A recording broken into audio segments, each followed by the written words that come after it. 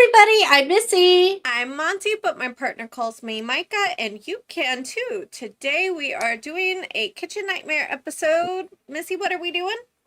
It is called This Owner Has Zero Experience. It is from season 3 and it is episode 5. Ooh. And I believe the restaurant is called Lido di Manhattan. Okay. I don't know anything about this one. The owner apparently has no experience. Well, obviously, because it's in the title. Yeah. So, that's the YouTube title. So, we are back doing Kitchen Nightmares. I am sorry, guys. It has been a hot minute.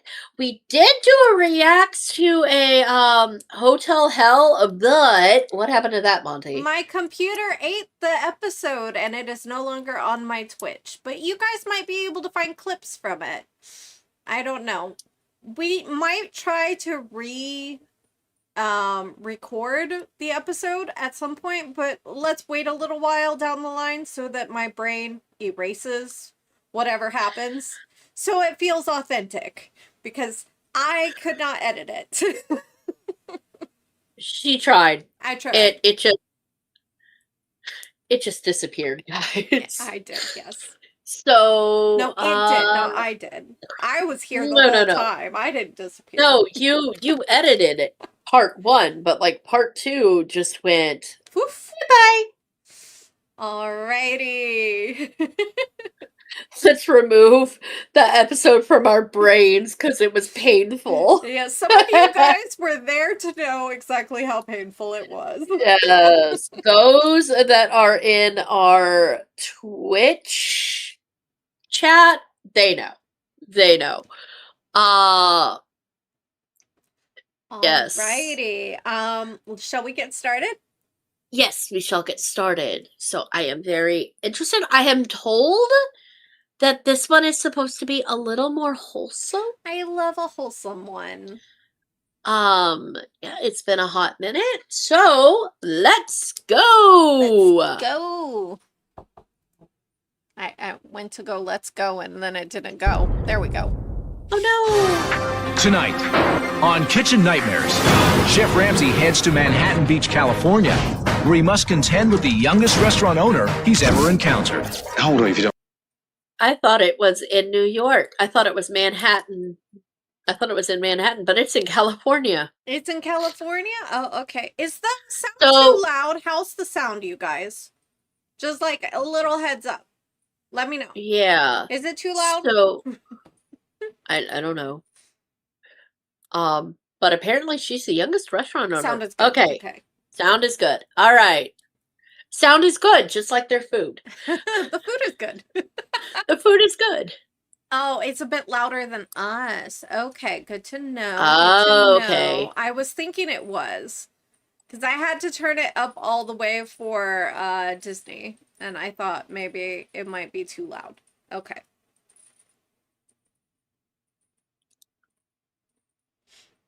Okay. Alrighty. All right. Yeah. Youngest restaurant owner he's ever encountered. How old are you if you don't mind? 28. She may be an ambitious 28? business school graduate. I didn't really expect it to be this hard. But she may have picked the wrong business to get into. Lisa, I am not serving food like this. She's clueless in the kitchen. When was the last time you looked in this fridge? Never really examined it. She doesn't eat the food. I'm actually vegetarian. And she has no control of her restaurant.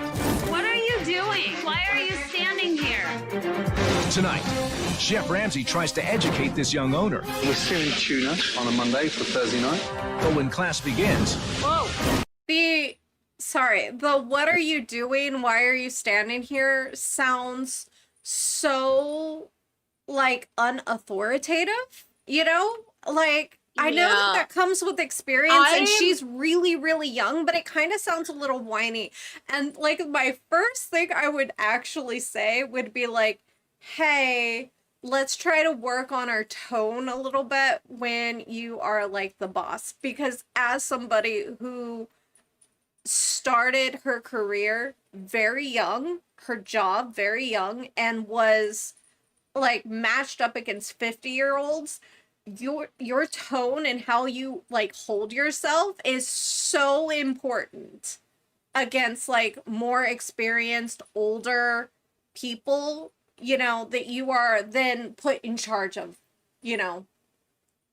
Your tone is you need to work on your tone in order to be taken a little bit more seriously. And I know that's like a minor thing we just started, but that would be like No, already tone like matters. yeah, like a little bit of advice and probably like, a quick thing to like learn, and that's a skill you can she- totally like learn. She already feels like she is in over her head. And Oh, I, yeah. for one, really hope, like, I know we haven't really seen much of anything, but I really hope it's able to, like, turn around. It says she has, like, a business degree, Yeah. which is actually already way more qualified already than a ahead lot than- of other people. Exactly. She's already way ahead, more qualified than a lot of other people. Exactly. I bet she knows you have to have a license.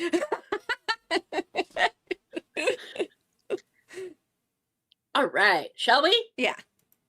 Will this owner's immaturity be her downfall? I think you're a jerk. And will the kitchen staff stick around for graduation day? Hello? We're giving up, sir. Yeah, I know you're giving up.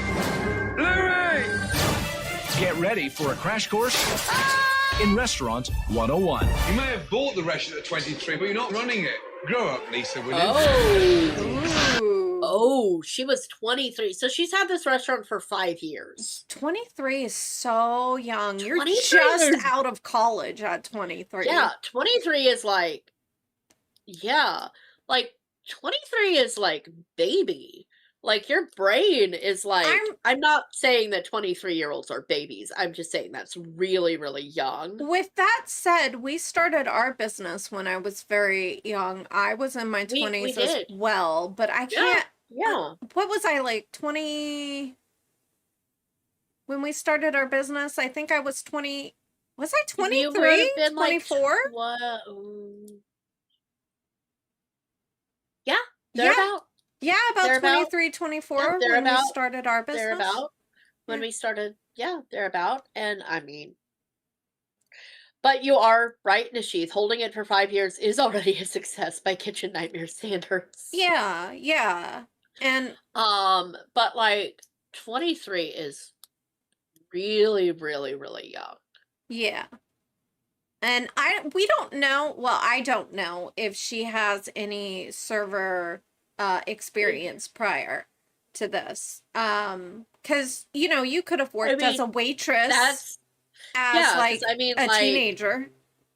or even through college. through You know, college, because like yeah. even if you get like scholarships or loans or whatever, you still have to sometimes have a job to pay for like living expenses. Yeah. And other stuff. So it's like entirely possible that she may have worked as a server. We don't know. We just barely started this. So We'll find out. so she was 23 when she bought this restaurant. Yeah. We are 1 minute and 12 seconds in. But we've learned a lot. We have. Litos. Oh my gosh, we have an intro? Do they usually have the intro? I think they cut the intro a lot of the time.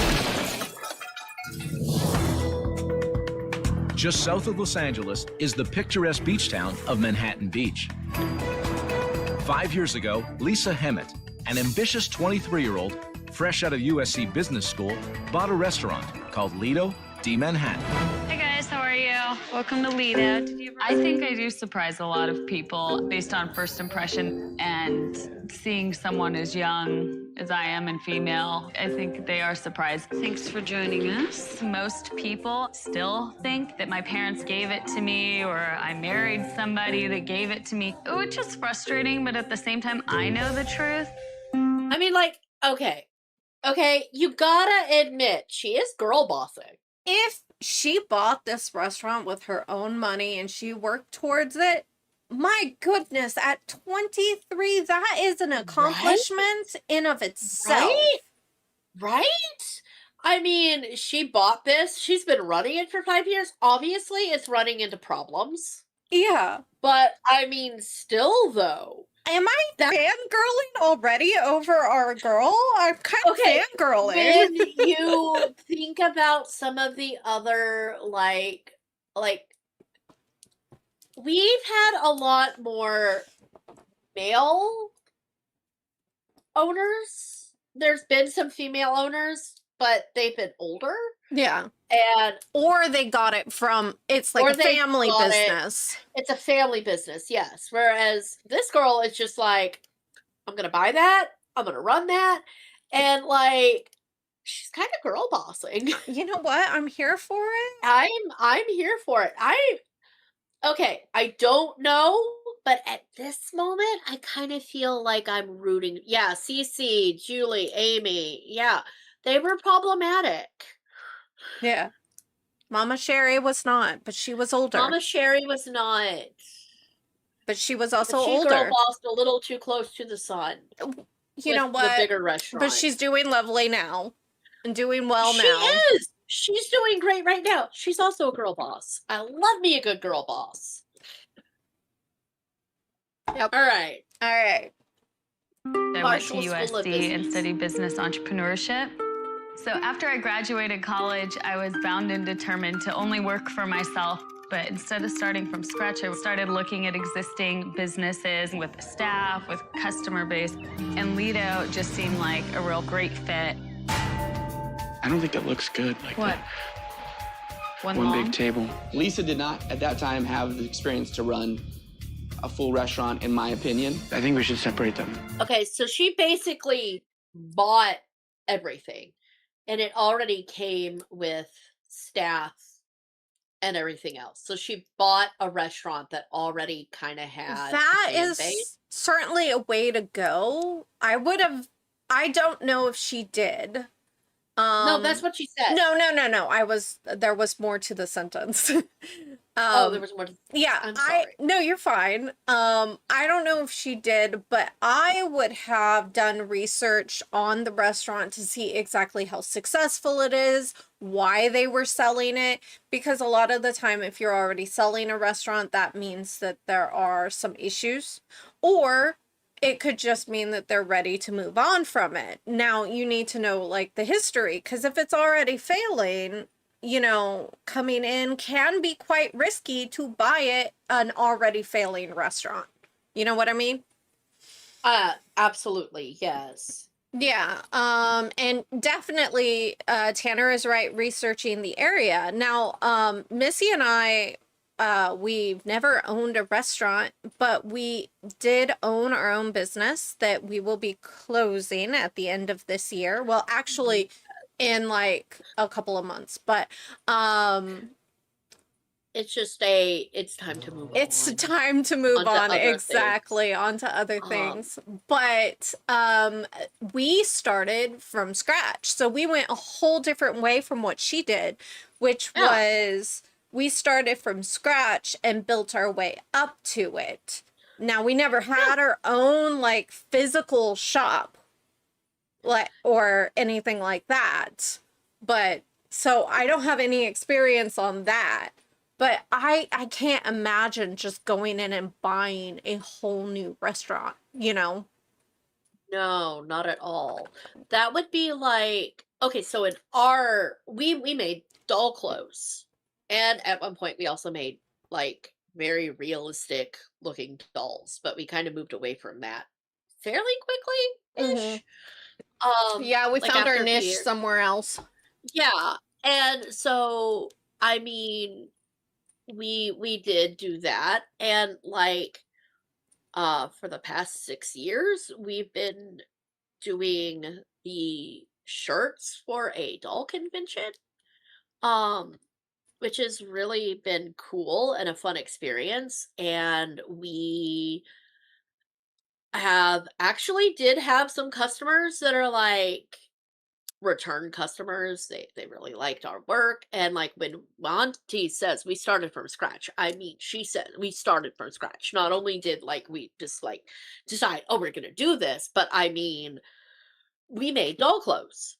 And the thing is that it wasn't like we were making American Girl or 18-inch doll clothes where you could get a bunch of patterns at like places and all that. We were sewing for dolls that varied in size, shape, um, brand, and all of that. And Monty would pattern draft from the measurements Yeah, of that these was hard. dolls. Yeah. Um, and so like we had all of our patterns pretty much from scratch. Sometimes we might be able to find a pattern that could kind of work and we would adapt it. Um, but like I remember there was this one time that a friend posted kigurumis and I was like, "Oh, hey, I can do that." Next thing you know, You called next me thing from the car. I did. And next thing you know, in about a week's time, we had, I wouldn't really say they were actual kigurumis, they were more like uh onesies. Some of them are even footed onesies in a range of sizes. Yes, we had Uh, so many kigurumis and so many different sizes. And Missy calls me from the car when she's first pattern drafting because she wanted to do this herself. And she goes, "How do I do this?" And then I'm like trying to explain how to take measurements and apply it to a pattern she already previously had to make it fit the measurements of the doll. And yeah. in the car, and I'm like, "Okay, you need to do this math with this math." In the car, and Missy's like, "I need to do math?" And I was like, "Yes." Yes, we have to do math. I'm like, okay, I guess I can do math. Um, but that was actually really, really great. And honestly, um, the kigurumi that I was most proud of was a Deadpool kigurumi. That was such a pretty Deadpool Okay. kigurumi. Like, I made that damn thing by hand. I hand sewed it, guys. I was scared of the sewing machine then. I was young and stupid. You were not stupid. You were inexperienced, and it scared you. There The is a sewing machine difference. scared me. There is a difference. But I mean, Now she knows the sewing machine better than I do, and I'm the one who taught her how to use it. she did teach me how to use it. And so like, But Monty is like so really good at like pattern drafting though. Like it's Yeah. amazing watching her work because like she'll just take this and it's like, here, now we have a pants pattern. It's like, okay. I, on the other hand, can take the patterns and then I can adapt them into other styles, other like I was pretty good at like altering them to be something. and this has nothing to do with what we're watching. Nothing at all. We are but so all yes, over the place. yes, pretty much custom stuff versus factory work style. Yeah. You want to the see a sheet goes, stream of me pattern drafting? Oh my gosh. You guys, I do you have need- 5 hours? or more? Or more? Monty? Monty, what are we doing right now? Oh, right. That's We're- true. We're an hour and a half in, and we are 2 minutes and 40 seconds into this video. Wow, we made it 2 minutes. Go us. I know, we made it 2 whole minutes. Okay. I'm gonna go ahead and press play, but I think it's really interesting that she already bought the restaurant, and I think that was a choice. But also it's just a different choice from what Missy and I did, which I'm here Yes, for. yes. Honestly. Same. The only thing at that point in time that I believe really helped this restaurant be a success was that she did have a staff that had been here forever. Por favor, 106.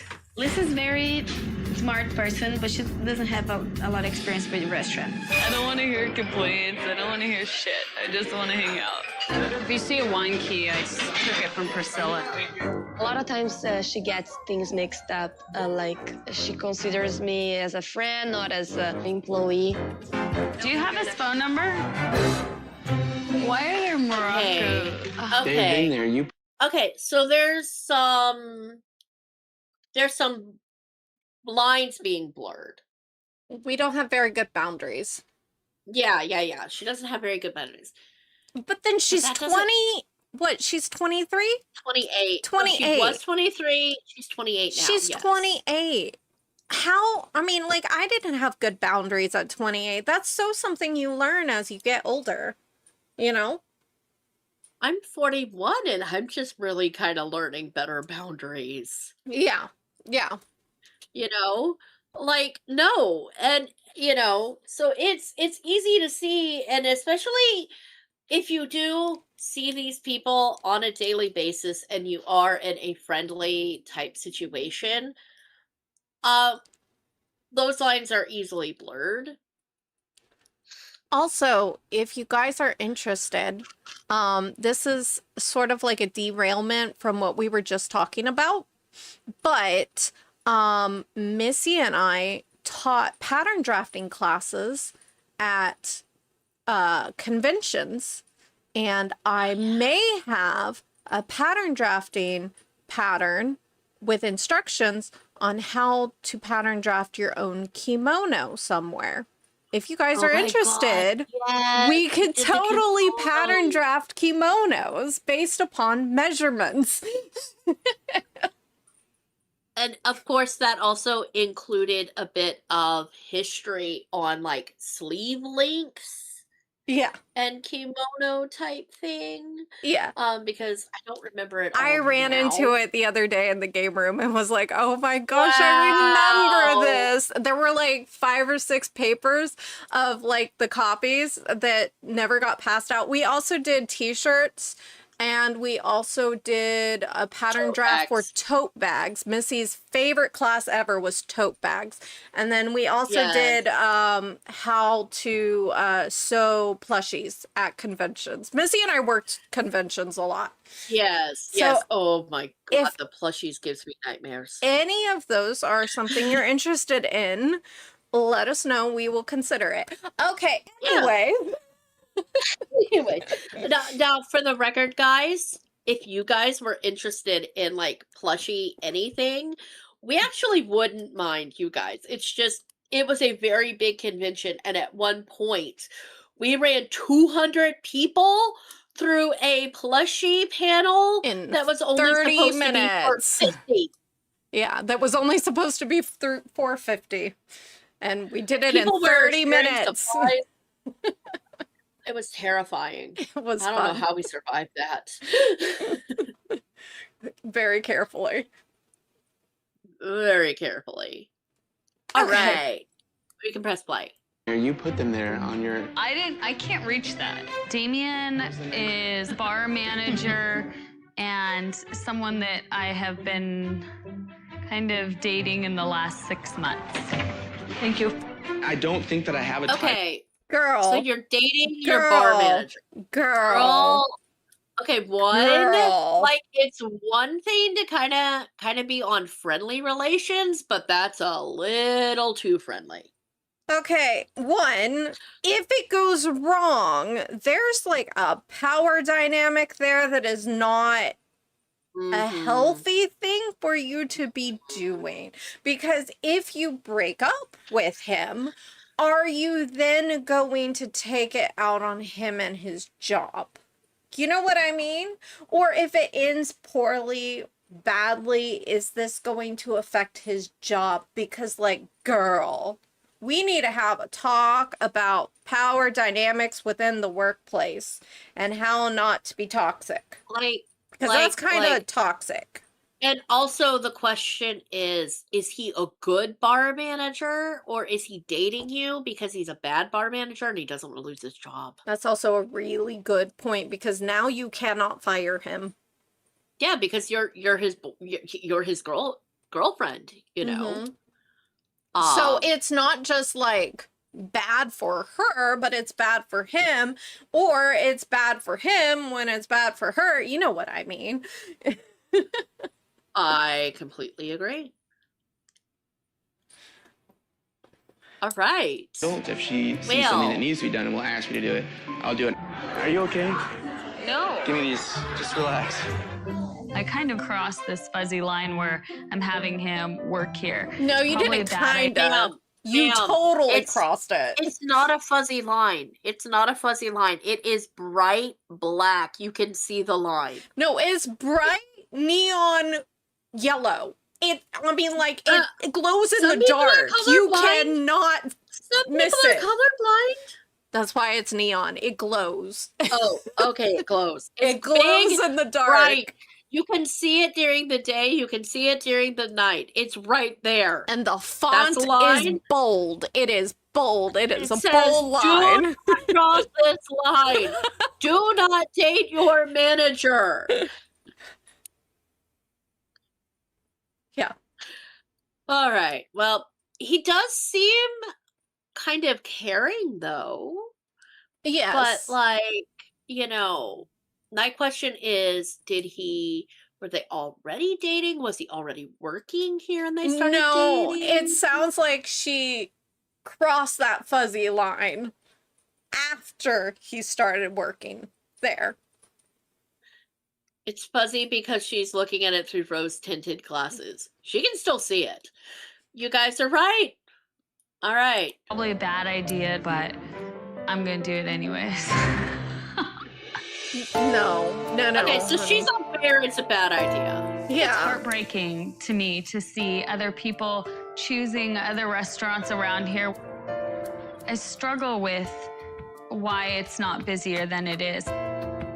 If a little doesn't change things here, I don't think we'll be open until the beginning of the next year. I've just been so frustrated. I'm barely making it by, and I can't continue on like this.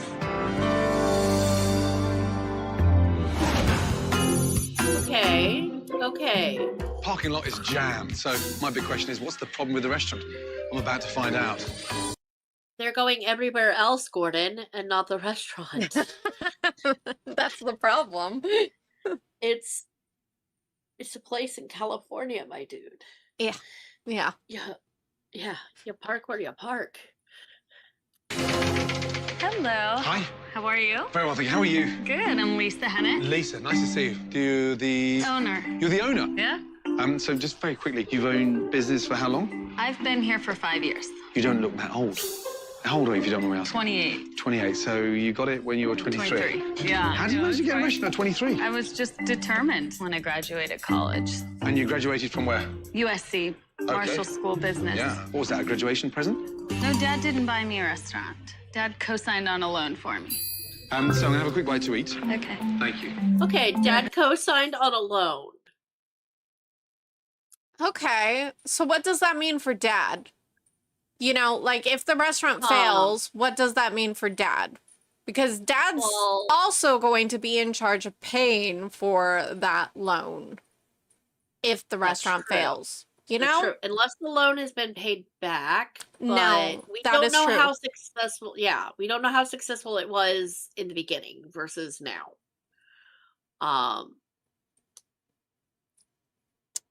Interesting.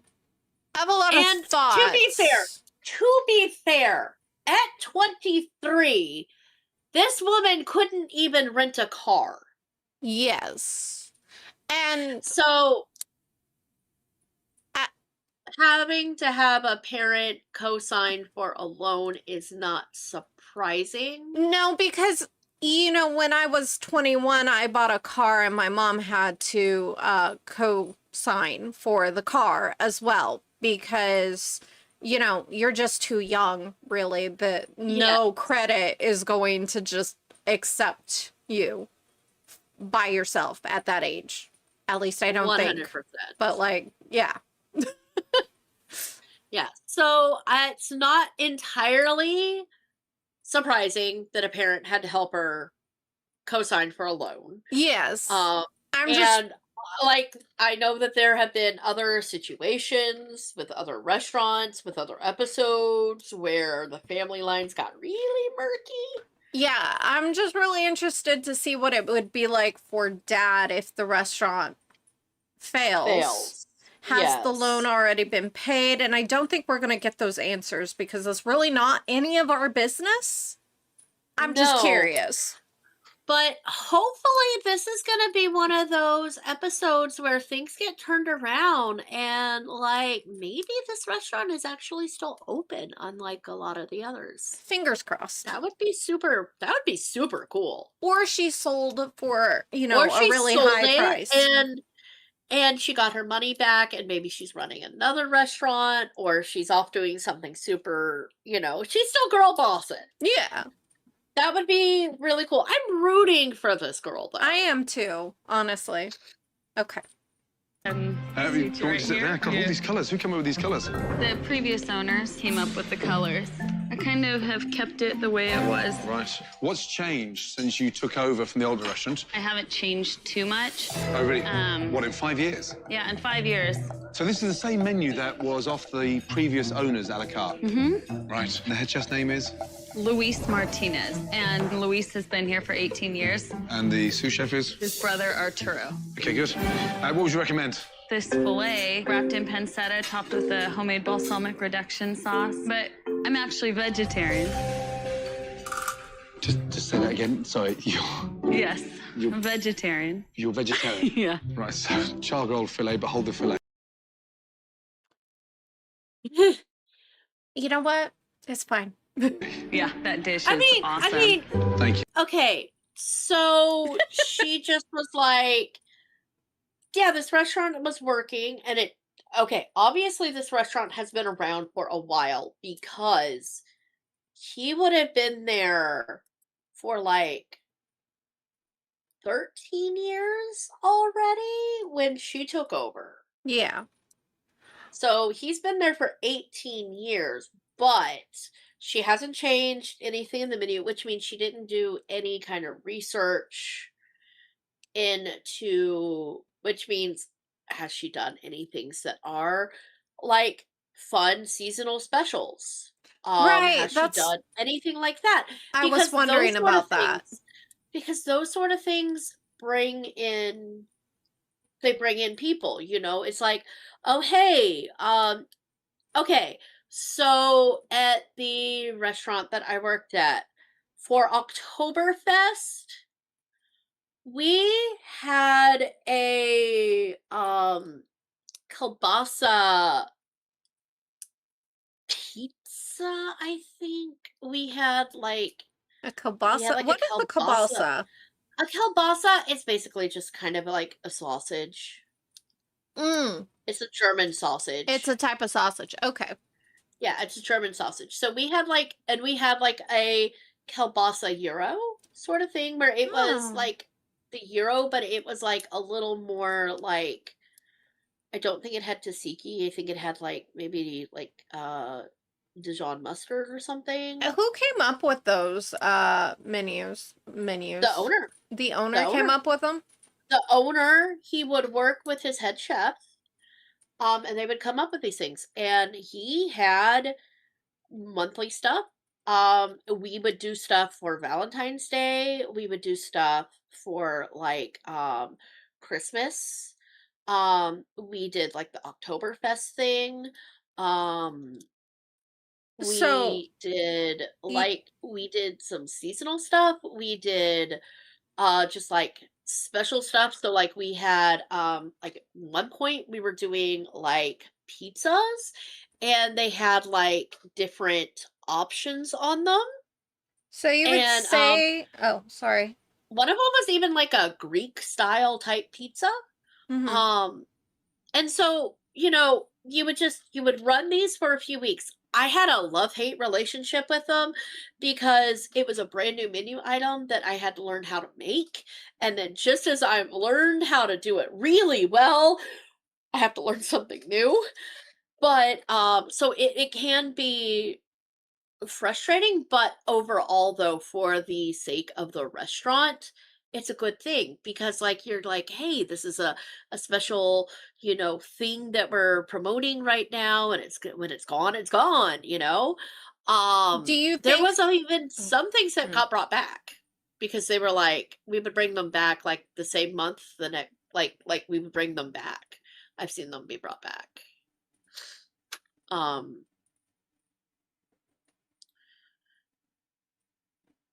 you were gonna say something? I'm sorry. Oh no, I was going to ask, do you think that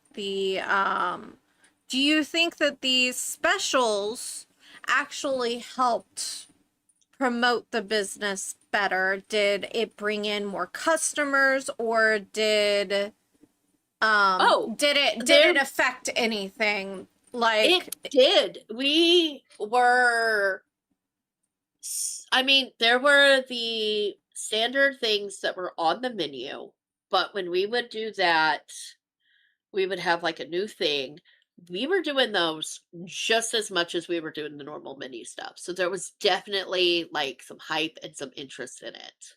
so you think she should be doing that at least to Yeah, help yeah. out her I clientele? mean, she doesn't have to have like a new thing every month the way that the restaurant I worked at did.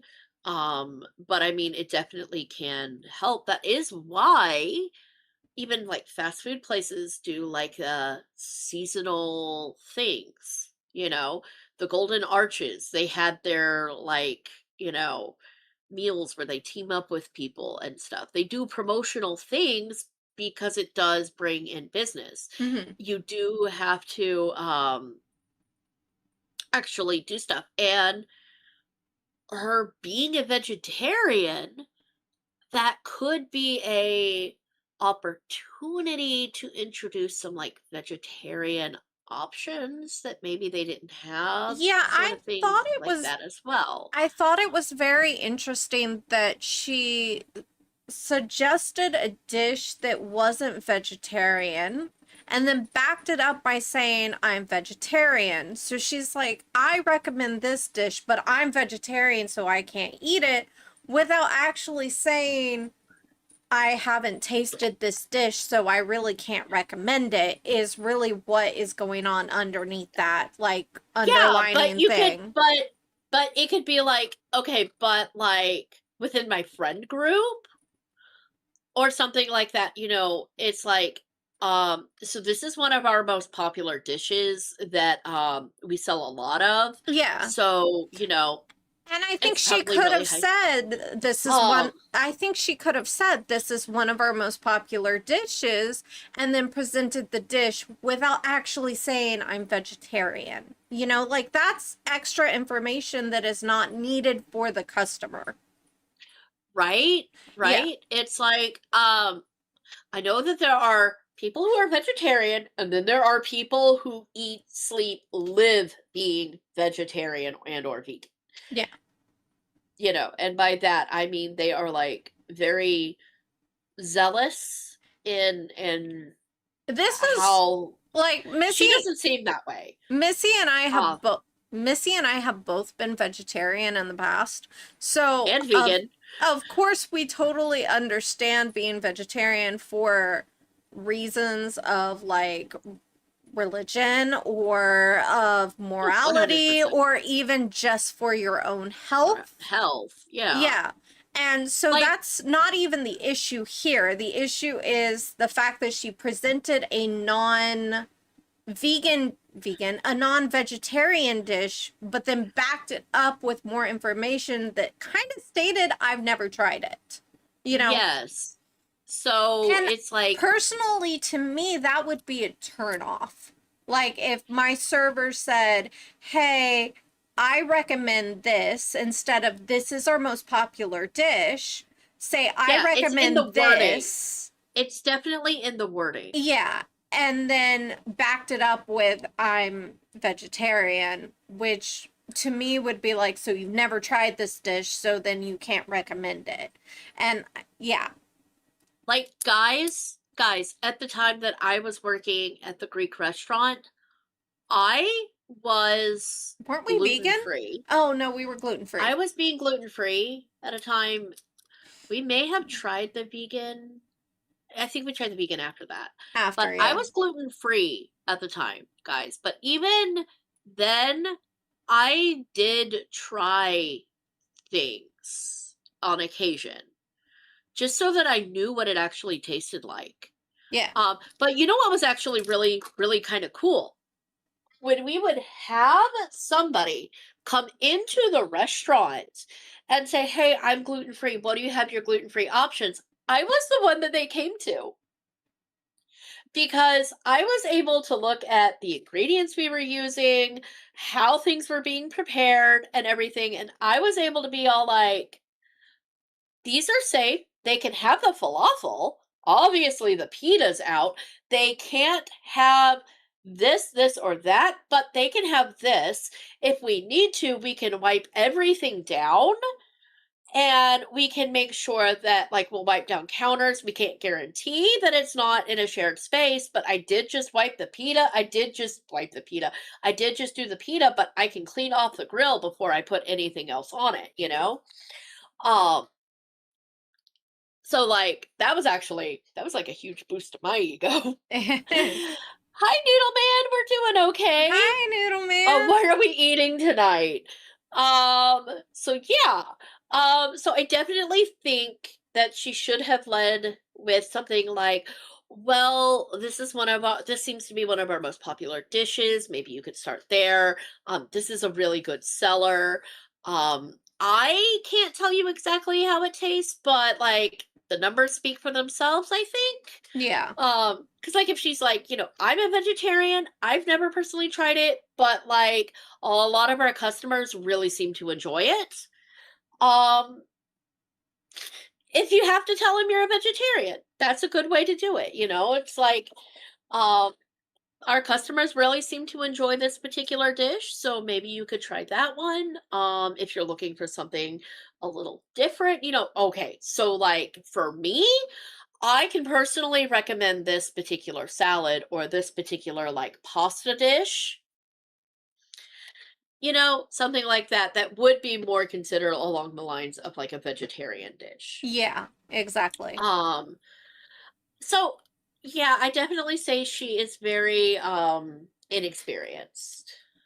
Yeah, I kind of agree with that statement. At least in her cells and at least as a manager, she seems, you know, Yeah.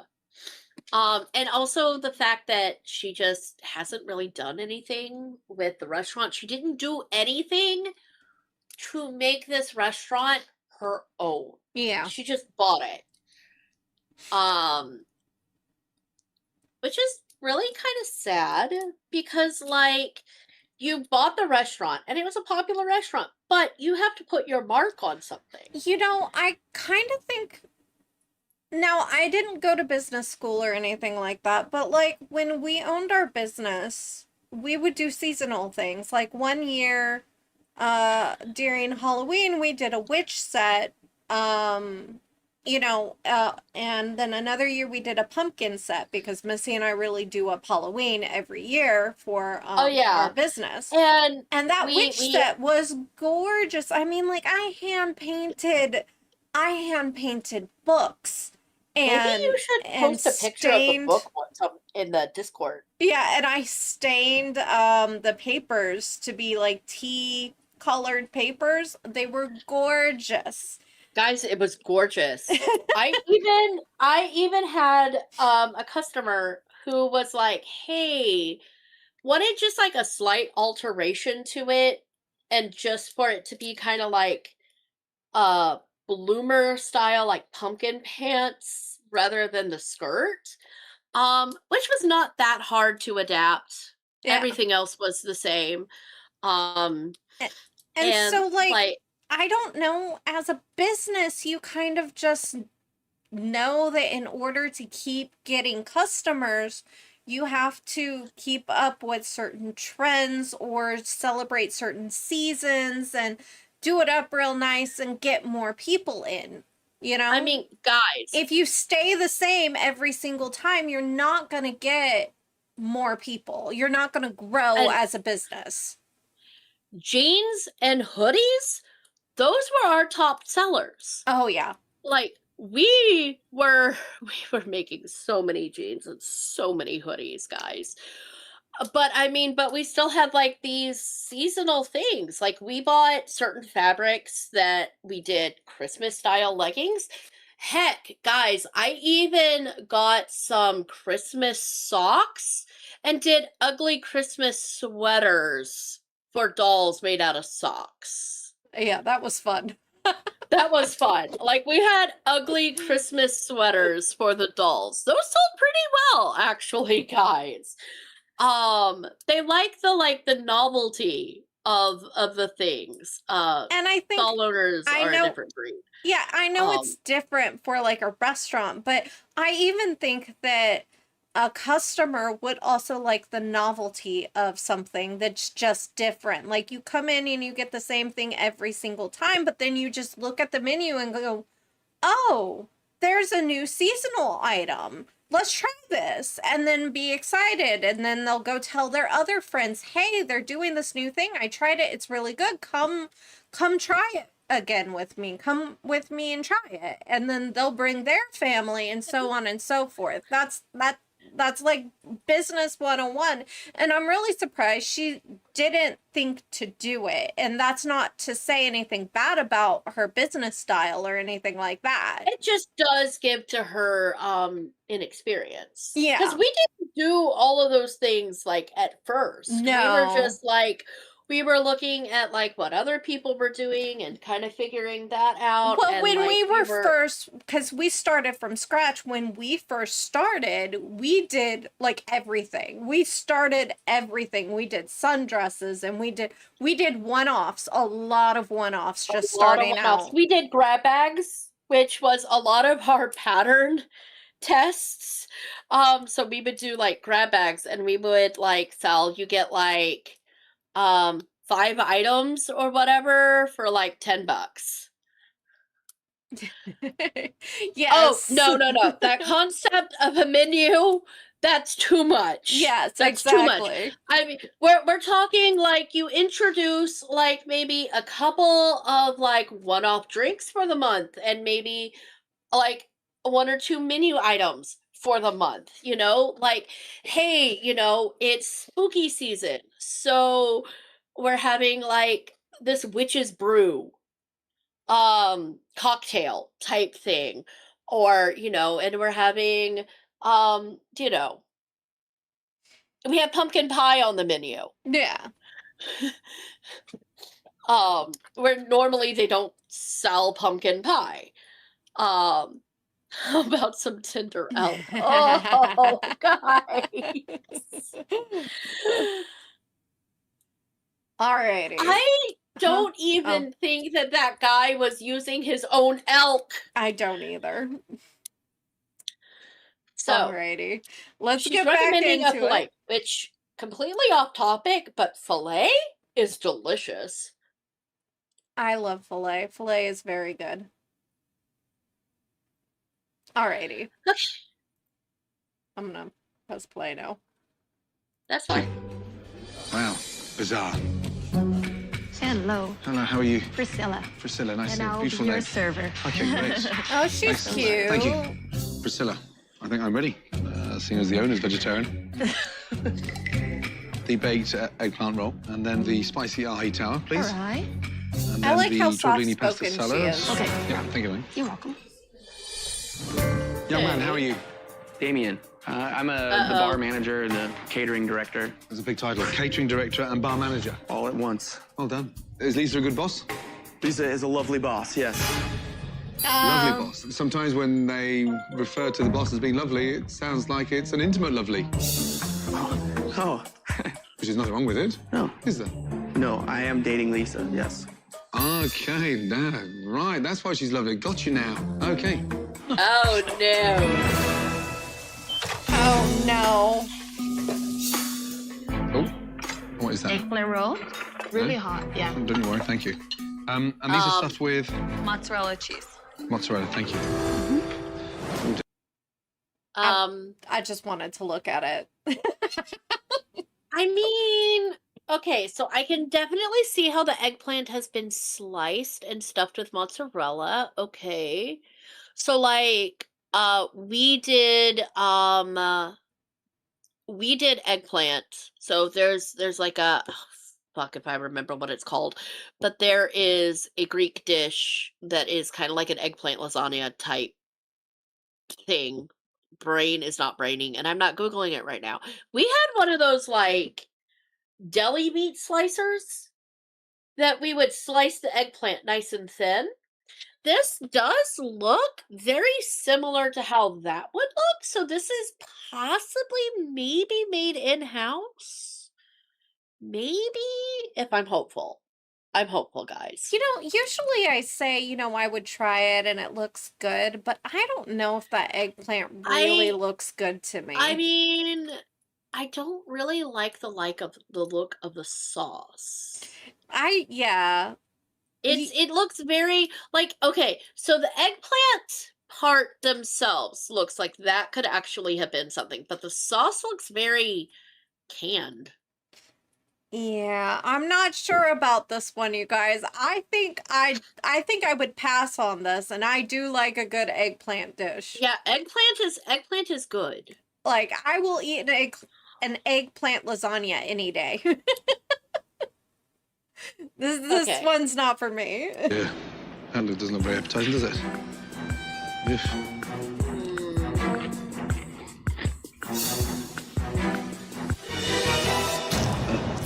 Uh-oh. Uh-oh. Crunchy eggplant, undercooked. The eggplant's raw. Undercooked. That's why it's Oh called so no. black. Take that back, because it's like piled in grease. But No problem. eggplant shouldn't be crunchy and... It's dear. raw. Ew. I said that eggplant Okay. didn't look good. It is Nishith. Yes, eggplant parmigiana is amazing. Oh my gosh, it is. That did look really bad. That did look really bad. That I think did. that these chefs, okay, I'm going to say something about the chefs. Just based on that one thing alone. The one head chef has been there for 18 years. Yeah. He's been under her for 5 years. Yeah. They're comfortable. The sous chef almost is his brother. too comfortable. Yes, they're too comfortable. The sous chef is his brother. Uh-huh. They're not worried about their job. I mean, obviously if the restaurant fails they would be, but like when you get too comfortable, you can stop caring, stop trying, because honestly, guys, that eggplant thing did look really, really good. And it would be really fun to try something like that. But like, obviously, that did not look good at all. So no, And no. usually But I'm all about, I will just scrape off the bread and eat the cheese Yeah. alone. And that I was just like, I don't even know if I want the cheese out of that. It just does, none of it looked appetizing. No. And I like eggplant, you guys.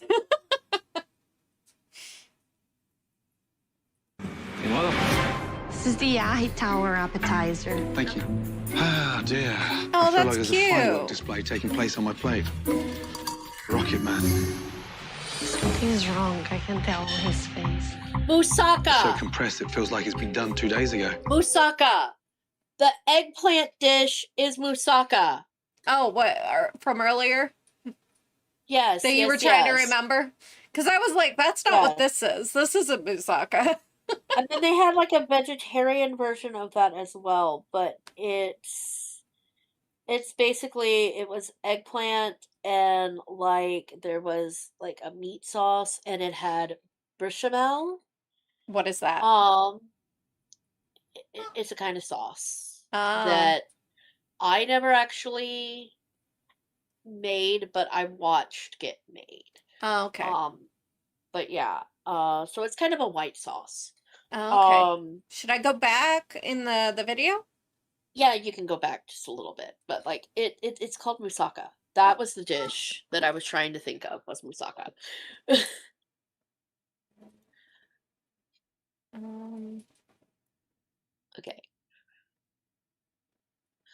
Okay, so this is Ahi Tuna Tower. Okay. Yeah, that's what we were on. Sorry. That's why it's gone so black. Take that back, because it's like piled in grease. But No problem. eggplant shouldn't be crunchy. And... Oh, dear. Ay. We send it back because the eggplant is not cooked properly. This is the Yahi Tower appetizer. Thank you. Ah, dear. I feel like there's a firework display taking place on my plate. Rocket Man. Something is wrong. I can tell on his face. It's so compressed, it feels like it's been done 2 days ago.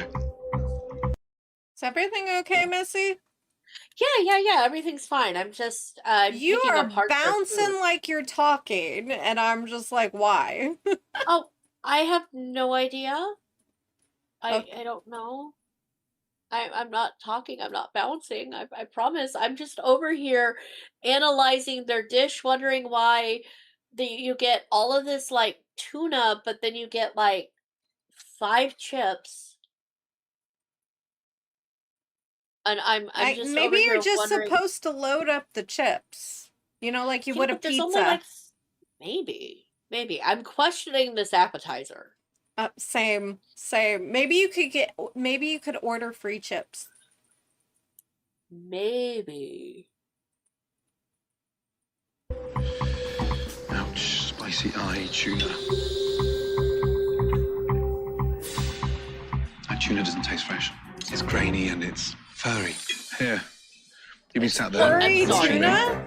I'm sorry. Did you say it's fur? Oh, It's furry furry is never tuna. good. Oh.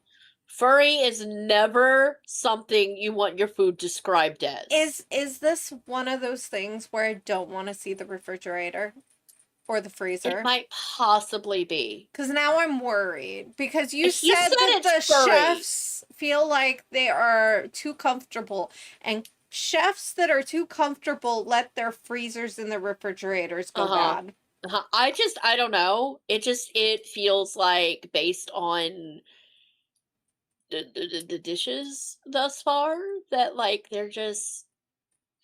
I'm worried. Now I'm worried. I'm worried too. I am legitimately worried as well. Why is the tuna furry? Oh. Watching me. Come on.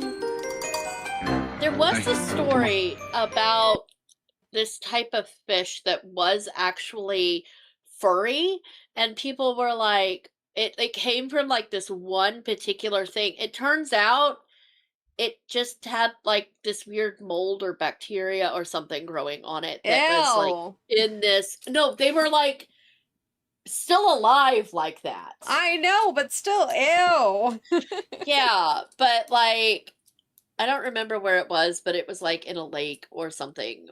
And people were like, "Why are these fish furry?" And they were like, "Maybe it's only native to like this particular lake." And it was like, "Well, no, they just had like this mold or bacteria type thing that was making them furry." So yeah, I'm concerned. I'm concerned. Come on. I thought he was gonna like some of our food. I know. That's just gross. Aw. Oh, did you like? No, I didn't. Is it frozen tuna? No, it's fresh tuna. Is it? Yeah. I'll bypass, go to the next one. No problem. Thank you, though. Funny how an owner's not even in the kitchen. You said 1 mistake, 2 mistakes. She's just standing there, hanging out and chilling out. It's driving me crazy. He said that it tastes like. Do you think the owner always has to be in the kitchen? Or do you think the I- owner could be like more beneficial at the front of the house? Okay. So, the owner does not always have to constantly be in the kitchen, but the owner needs to have an open communication with the kitchen. And the owner needs to be aware of what's going on in the kitchen, what is on the menu, What's in the refrigerator and the freezer? what's in the refrigerator. Yes. Like the owner of the restaurant, he would go and do the shopping. Okay? Like the big once a week where he would go and get the supplies. We had some things that were by suppliers. but Mhm. like the bulk of it, he would go to like Costco, Sam's, something like that, and buy in bulk the things that we served in the store. And not the store, in the restaurant. And then like I would make like littler runs to like Tom Thumb or like Walmart or Aldi's or whatever was near close by. Like, just to get like little things that we needed. But like he knew the ingredients. He bought the ingredients. He had a massive van that we would unload everything that he bought. So, like, that is very important that they know where their suppliers are, they know where things are coming from. Even if they themselves don't necessarily cook, they need to have that knowledge along with the cook. And the cook is like, hey, these are our dishes. They do need to be more aware of their menu because the menu is what they are selling. As a restaurant, the food is the star of the show. And if you are completely clueless as to what's going on, you're like, "Oh, yeah, that's the lady who sings, right? Like like she's the one who sings here every single night. Like what is her name? Like she's worked here, like she's sung here for you in this like she's sung here for you in your club for like 10 years. She's our main star." Right? And the owner Really? should know that. Right? Like, really? Are you sure? I could swore she was blonde. No, she's always been brunette.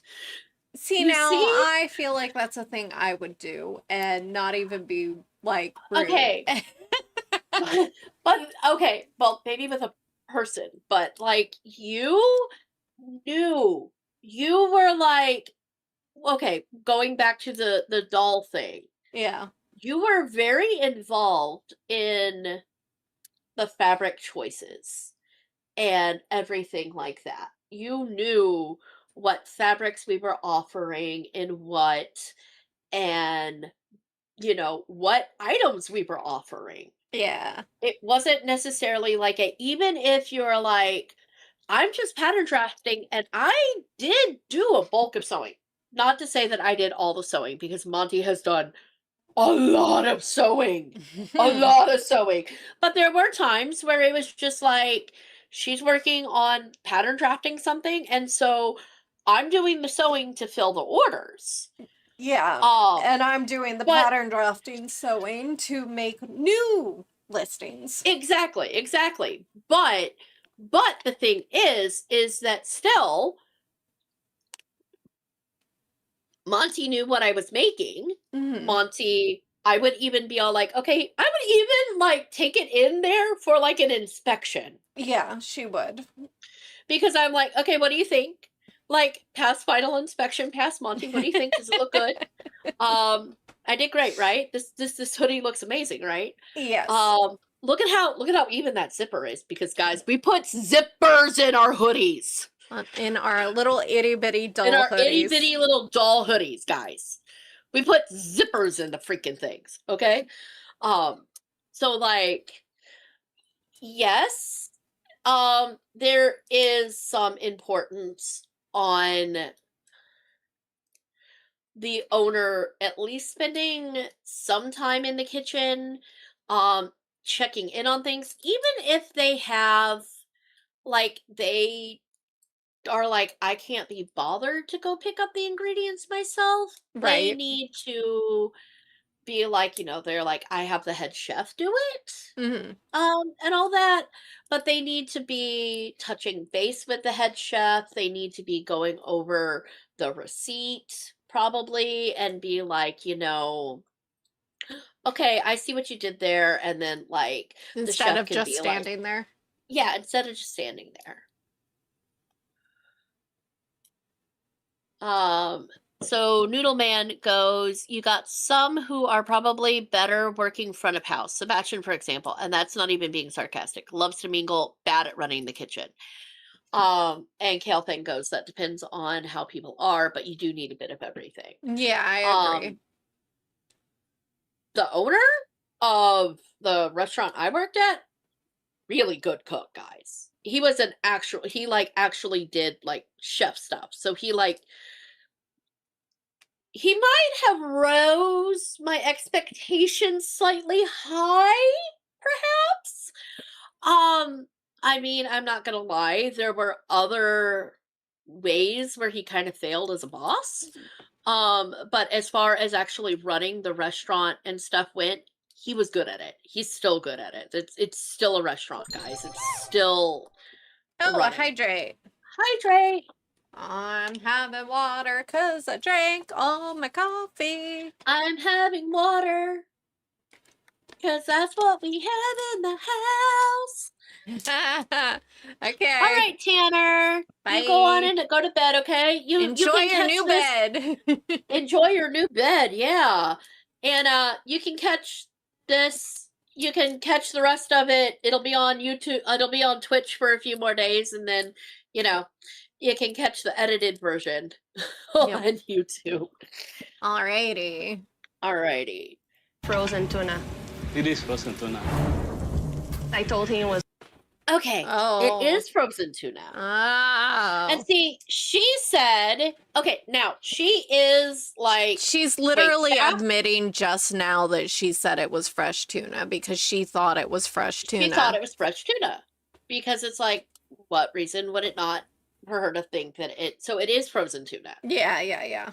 It's fresh frozen. Fresh frozen. Okay. I told him it was fresh. Here's the bad news. So far, not a slim ray of sunshine, not even a glimmer of hope anywhere in the food. Okay. Chicken, tortellini pasta salad. Excellent. Good. Now, is that home cooked? Those are not homemade. Ah, thanks. Uh-oh. Oh, no. What is that in there? Uh-oh. It tastes like rubber. Oh. That is hideous. Oh.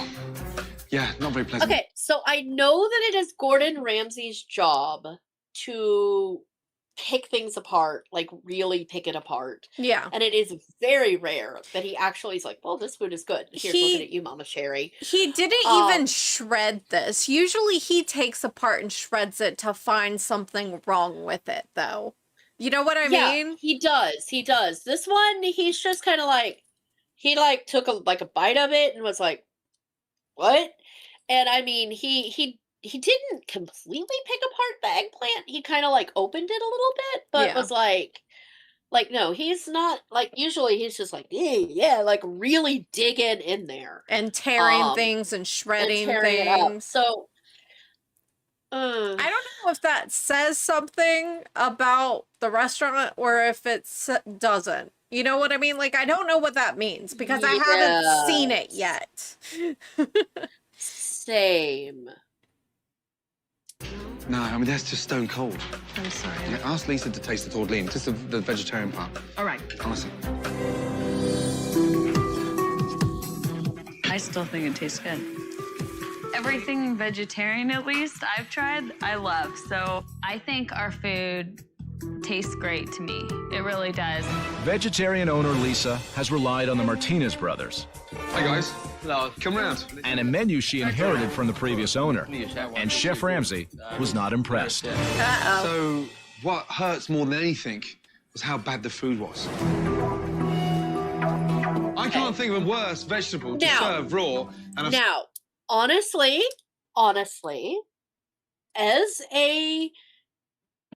somebody who takes great pride in what I make, okay, this man would have me in tears. Oh yeah, 100%.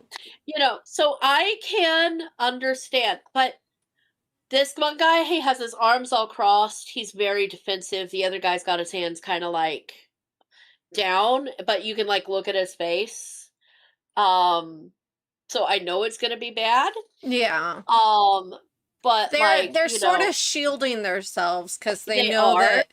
The thing is that Gordon comes in and he almost always says that it's bad. There's something bad about it and whatnot. And okay, don't get me wrong. Most of the time, I feel like it is so that he can promote his own food and his own cooking. Fair. That's fair. part of the whole point of this story. story. The whole point of like these episodes, and for him to come in, and if there's nothing to fix, then I mean, like, sometimes he comes in and, like, the chef is a legitimately good chef, but the owner is the holdback. yeah, and sometimes You know, we've seen that. Sometimes the chef is just not caring, but the chef can turn it around. yeah, I mean, I work somewhere, if I work somewhere for 18 years, there's such a thing as burnout. there is such a thing as burnout. Especially if the restaurant is not doing well and you just get to the point where apathy sets in. Yeah, And I'm and you don't, getting... Sorry, go on. No, go on. I'm kind of getting that impression Mm-hmm. with these chefs. I could be completely off base, but I'm kind of getting that impression. The apathy has set in, and That apathy's kind of just set in, and Yeah. they're just not even trying anymore. yeah. Well, I mean, like, in that sense, if you, say, worked at a restaurant for 18 years and suddenly nobody's coming in, then it almost feels like, why bother or why try? Exactly. You know? Exactly. That's why apathy sets in. Yeah. Because it's like, what's the point? What is even the point of trying? Nobody's going to eat it anyway. It's just a waste of ingredients at this point. Yeah. They have a boss. They have an owner of the restaurant who is not really involved in anything. So there's also the whole, I can get away with whatever Mhm. back here in the kitchen because, like, you know, they're not watching me. You know, so I'm interested to see which way this is going to go with the chefs. Yeah. Are we going to have a situation where, are we going to have a Melissa situation? I loved Melissa. Where, you know, she steps up and she actually really likes it. Are we going to have a situation where that one guy, oh gosh, I don't remember what it was, but he was like, he didn't get paid and he finally just walked out. Yeah. Because we have seen so many of these. And sometimes the chefs hang back and let the roaches do the cooking. Ew. Ew. I'm curious to see which way this is going to go with these chefs. Same. Burger Kitchen. Thank you, Burger Kitchen. I don't remember his name either, but thank you. But I'm curious to see which way it's going to go with these chefs.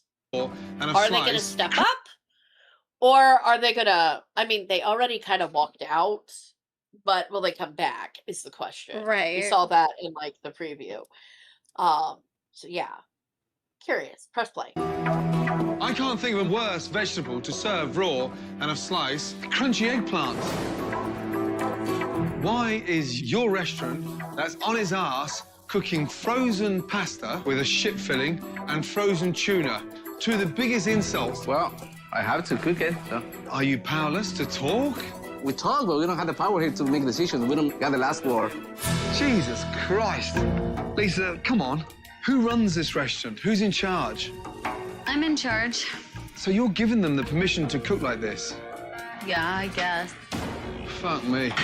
Okay, hold up. It's not they're giving them the permission to cook like this. She's giving them the permission to use frozen ingredients. It's not like they can just go to another store and buy something fresh from their own pocket. They have to use the ingredients that they are given.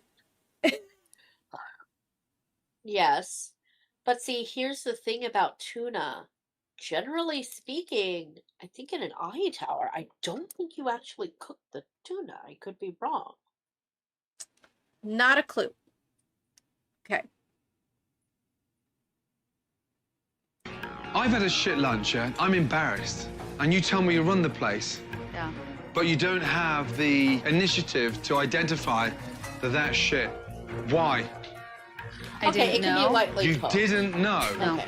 You don't need a degree to fucking identify that crap. Trust me. I think he's being a little overdramatic. We do overall have customers that do enjoy the food. And you tell me you run the place. I guess I didn't think of it as that horrible or bad. You're dreaming, sweetheart. Coming up, That is disgusting. Chef Ramsay makes a frightening find Filth. We have customers to serve right now. and has to make a dramatic decision. You serve those customers right now. I'm out of here. Your choice. But this time, Excuse me? he involves the customers. Are you interested in being served dinner with that filth? Then, Stop. Seen worse filth, okay? I'm just saying, I have seen worse filth. If it is, I just didn't dust this ledge for a long time. I don't mean to say that Gordon is being nitpicky, but I kind of feel like Gordon is being just slightly nitpicky. Yeah, well, then there's still, oh, we've seen Dylan's. Oh, God. Oh, Right? okay. a vicious fight in the kitchen erupts What do you want? What do you mean, what do I want? as Chef Ramsay attempts to teach, Let's clean it. but this young owner refuses to learn. Was it really affecting our food tonight? No. Okay, but yes, because, like, if a clump of dust landed in their food, they're definitely going to complain. And then you have a complaint, and then they're like, oh my God, there's like dirt in my food. And then other customers are going to like, I'm sorry, there's what in your food? And you're going to have a problem on your hands. I'm curious to see if it's only like that one ledge, you know? You know, like how sometimes when you're cleaning, guys, you don't know this, but when you're cleaning and you have floorboards with a border around your room, you have to clean those floorboards. Take a nice little scrub sponge or take a washcloth and get the dirt that picks up around the corners of your room. And I guarantee a lot of people don't think to do that. And that's what this little ledge is reminding me of.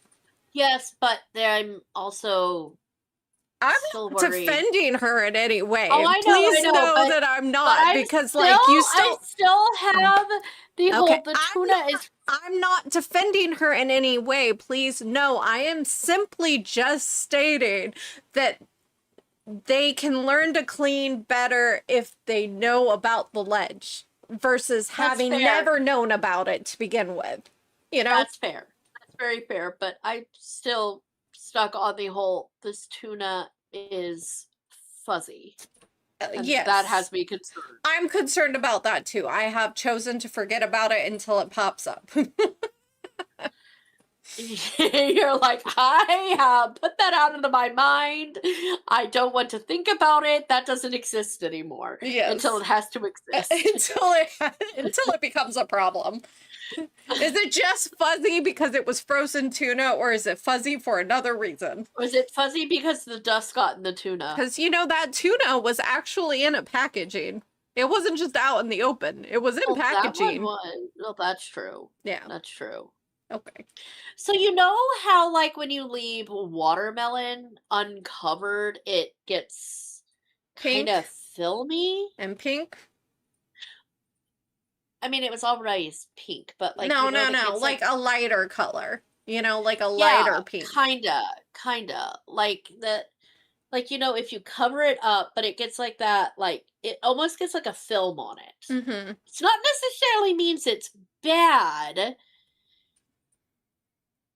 It just means like the whole watermelon, and then like you don't put like plastic wrap over it to like cover up the other end which you cut off or something, and then like it got left out in like the refrigerator or whatever, and then it just gets like this like little film on it. It's not necessarily bad, it's just a little weird.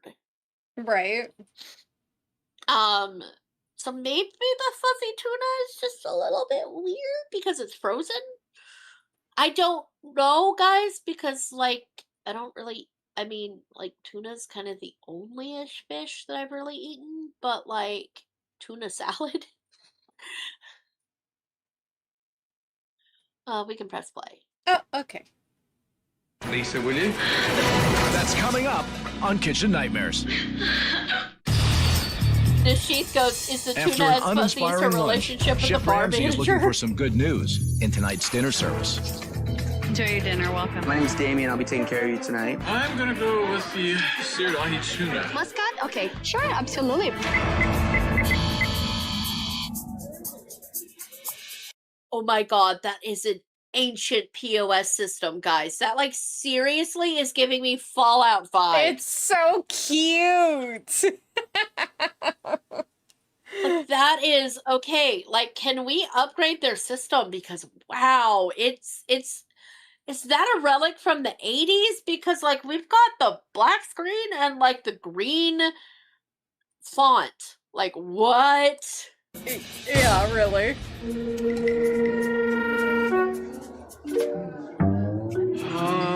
The computers have been an issue for me from day one. It's really outdated. The keyboard's not even working properly, so you keep pressing, doesn't work. It's ridiculous.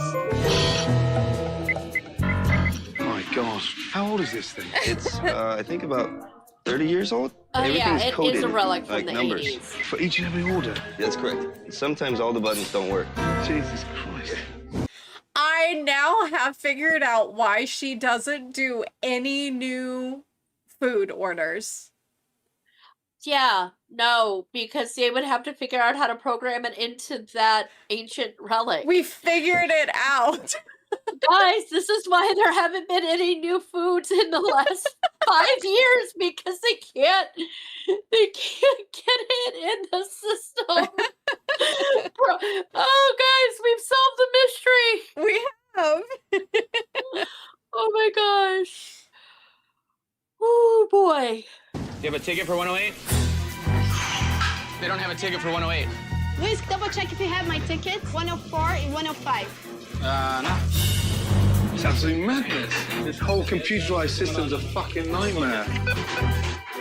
I hate the computer. Whenever we kind of busy, like really put us behind, the computer just sucks. While an antiquated ordering system creates havoc for the front of the house and the kitchen, Chef Luis pushes on and manages to get entrees out to the dining room. The texture is just completely off. I think it's really gummy. It's frozen. Yeah. Okay. Why would somebody want to make that? Oh no. Very See, like sometimes I think that those are kind of staged. Yeah, 100%. Like they know the camera's on them, so then they have to complain about it. Yeah, So it they're like always they're gonna feels- make a It always Yeah. feels staged. because like again, at the end of the day, it's a reality TV show. Some of it is for the sake of dramatic effect. Also, I don't know. Maybe this is just my own idea or thought, but like, why? Who would be that rude? Who would waste that much energy to just be that rude? And I know there are people out there that are that rude, but like, it seems staged because it seems unrealistic. Somebody would be like, who would even want to make this, you know, in a restaurant, Yes. in front of cameras, in front of a lot of people, you know? Yes, that makes sense. That makes sense. Yeah. Very gummy. It's not. Gummy. Sorry, can I have that back? Thank you. No? Can I have that back, please? The ticket? She's right. Gummy, she's being polite. I think that Lisa doesn't know at all what's going on with the kitchen. What's this here? Louis, when was all this done? Monday. So we're searing tuna on a Monday for Thursday. Yeah. What are you doing? Look at the color of it. Get me Lisa, please. Why are we not searing the tuna when they order the tuna? That is the question. Maybe they thought they would have more people buying tuna on Monday, so they prepared extra. Maybe? I don't know. But I would say maybe think they had a tuna special, but we already know they don't do specials. maybe, but I would think that tuna is something that you are going to serve Like, as as it's you ordered. get it. Yes. Well, if their tuna Like is a steak. frozen, don't they have to, like, thaw it out? See, that makes sense. thawing the tuna out So on then, Wednesday yeah. for use on Thursday, that Then okay, would they sure. just refreeze the tuna that they thawed out because they didn't use it? Maybe, but like I don't know. I don't This- know. I don't know. See, this is why you should just use fresh. Right here. I'm getting really nervous now. This is seared on Monday for Thursday. We can't sear tuna to order. That's why it doesn't taste good. Does that make business sense upstairs? See? Even he's like, why are we not searing it to order? Right. See, So- you're right. You knew. I did. I thank you. Even Gordon's like, why are we not doing this to order? When was the last time you looked in this fridge? I never really examined it. No. Oh, dear. Lisa, how long ago do you think that was sliced? I don't know. Roughly. A couple days. A couple of days. It's like pastrami. But that is scary. Ay, ay, ay. Like, I don't know these things are going on unless someone tells me, and they haven't told. But you, as the owner, should be asking. You have eyes and you could go over your own inventory. You know? Like, how are you Yes. not going over your own inventory? Like, it's not necessarily something that somebody should be informing you. It is something that you As should the be owner. asking. Exactly. That you should be aware. How to run a business, but not a restaurant. Kale Pang. She was a business owner, and yet she Yeah. doesn't know her own inventory. Exactly. Exactly. Mm. Dinner service is off to a rough start. Customers are unhappy. The food is far from fresh, and Lisa, the owner, is unaware of many of the problems in her own kitchen. But as bad as it is, it's about to get worse. Oh, my God. That's disgusting. When was the last time this place was cleaned? That is a lot of dust, though. Stop! You, stop! Everybody, stop! Lisa, come here 2 seconds. Come here. When was the last time this place was cleaned? They should be cleaning every day. But look, just here. Just everywhere. Disgusting. Look at it. This Okay, so it's more than just the ledge. So there's a lot of different We places. have a where lot there's of dust. Okay. We're not dusting. No. Okay, I recant my statement. If it's more than just the ledge, you guys aren't cleaning properly.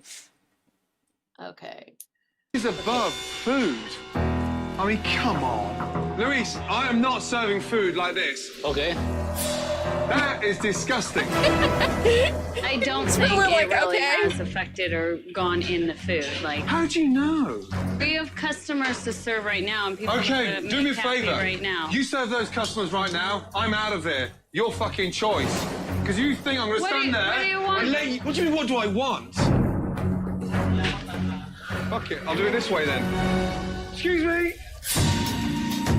Excuse me. All these tables here. Can I borrow it for 2 seconds, please? Follow me.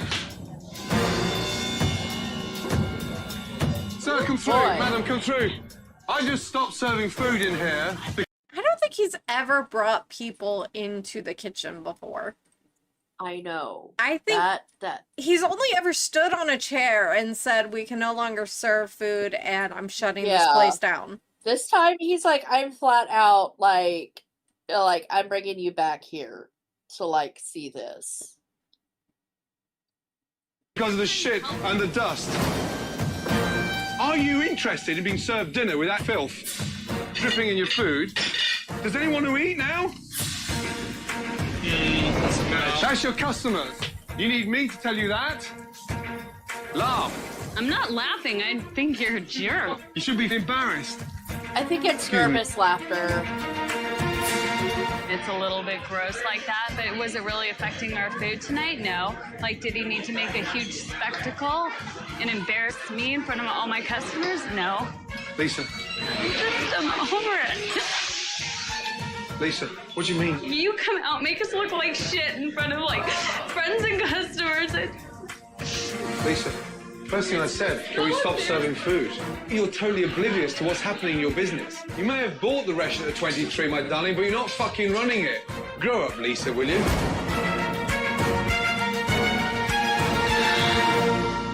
Okay. Yeah.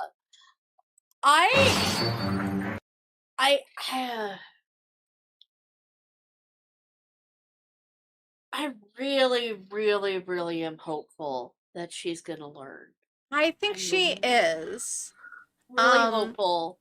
I'm still on the fence about those chefs, though. I've seen worse out of the kitchens, so I will say it's not that bad. Like, it's some dust. Dust can be cleaned. We haven't seen any mold. Just some or food bugs. that is a little bit older than it probably should be, but not moldy. Yeah.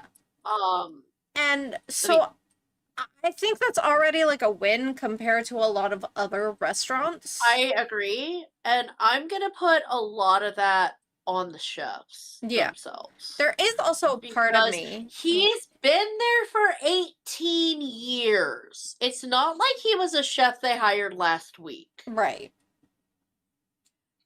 There is also a part of me that maybe I'm projecting or whatever, but it kind of feels like Gordon is sort of poking at her age a lot. Like, almost like you're too young to run the restaurant. And I get it. I get that, like, he owned his restaurant at a very young age as well, and he worked in a restaurant at a very young age, you know, and stuff like that. And maybe it's me projecting, but it feels very much like, you know, grow up and all this other stuff. And yes, he says this to other clients, but it just feels different when he says it to her. You know, it feels a little demeaning, a little bit more demeaning than if you were to say it to a 30-year-old, you know. Maybe I'm years just away from 30. A 40-year-old, a 35-year-old, but you know what I mean. I do know what you mean. I do know what you mean. It's like, because it's like she's been running it since she was 23. Yeah. You know, I do think that she is maybe good at the business end, but not the actual, like, restaurant. The like, managing. Maybe she should have done some other kind of business. Mm-hmm. But that doesn't mean that she can't learn. Yeah, and that's mostly what it is And I learning. think there's still a lot of potential for her to actually be able to turn it around. I am still really on the fence about those chefs, though. Yeah. Like, maybe I'm just nitpicking, and because I do have a tendency to nitpick, because this is a reacts or a commentary, and I do have a tendency to nitpick or maybe even disagree with Gordon just to, like, make conversation, you know? Well, it is a reacts. We're supposed to react. Yeah. Otherwise, they're just watching us watch this. And in which case, you guys could just watch the episode, you know? Yeah, and make your own. It does feel like a case of young and not sure what she's doing instead of, but how could I improve when I'm already doing the best? Why aren't you complimenting me? Yeah, yeah. Yes, that's a good way of describing it, Noodle Man. Okay, I'm gonna go ahead and press play. All right. Do it. It's an hour into dinner service. Chef Ramsay has uncovered an unsanitary situation in the kitchen. Grow up, Lisa, will you? And Lisa has escaped to the bathroom. As for the kitchen, they're about to get some much-needed direction. Not from the owner, but from Gordon. Don't stare, clean. Everybody grab a towel and start cleaning. The kitchen is disgusting. I mean, we're talking about inches of dirt, and it's gross. I mean, look at this. He's right. It's fucking filthy. Dinner service is full force right now. We've got 93 people in the restaurant that need their food, and dinner service is stopped. I don't know what else to do. Where is Lisa? Has she gone upstairs? In the restaurant yet. She's in the restroom, yeah. And not helping to clean. She's in the restroom, and the restaurant's in the shit. Oh, Soaking, precious she got very princess. emotional. Lisa. So upset I can't go out there. We need to face and fix it. Can't. Okay. Yes, you can. You do can it. go out there, you can do this. Also, you never, ever, ever leave your employees to do the work when you should also be putting in the equal amount of work. And I get it. She's having like a little mental breakdown and everything. Save it for after. You know, like shelve it and go back out there. Give yourself 5 seconds. Cry. Give yourself even like 5 minutes and cry in the bathroom and then cut it off and go back out there. Because your employees are the ones cleaning while you were in the back crying. You know? That's Fair not enough. right. Okay. I have never seen Lisa like that or upset like that ever. She's a very tough person. Lisa, you're really strong. Of course you can handle it. I didn't expect she was going to react like this. At least clean the bathroom while you're in there. That's clean. Exactly. It's clean as I've ever seen it. Louis, okay, we start firing up again now, yeah? Yeah. Is Lisa out of the toilet yet? Not yet. She's still there. She's still in there. That's nearly an hour. She's been in there an hour. Gordon, she ate their own food. Girl, you are the owner. You cannot be doing this right now. Like, I'm sorry, you have responsibilities. Shelve your nervous reaction. Guys, I'm autistic. I have had a lot of issues with crowds and even like having flat out like meltdowns and other things. But let me tell you something. We were working a convention and we worked charity for this particular convention, and we had like a booth where we sold things that raised for a charity and all that. And Monty was sick, and it was kind of the first time that I had been dealing with all this on my own. We also had other people who had some health problems, and Monty is monitoring like did they take their pills? Did they do this? Did they do that? And I had to go up to the hotel room to actually like grab some medication for somebody. I also wanted to like grab I left my anxiety medication downstairs in the booth, and the elevator was like super packed. I mean, like we were like sardines in a can. I had people touching me everywhere. Okay, by the time I managed to make it back down to the booth, I am in such an overstimulated panic attack. It is ridiculous, right?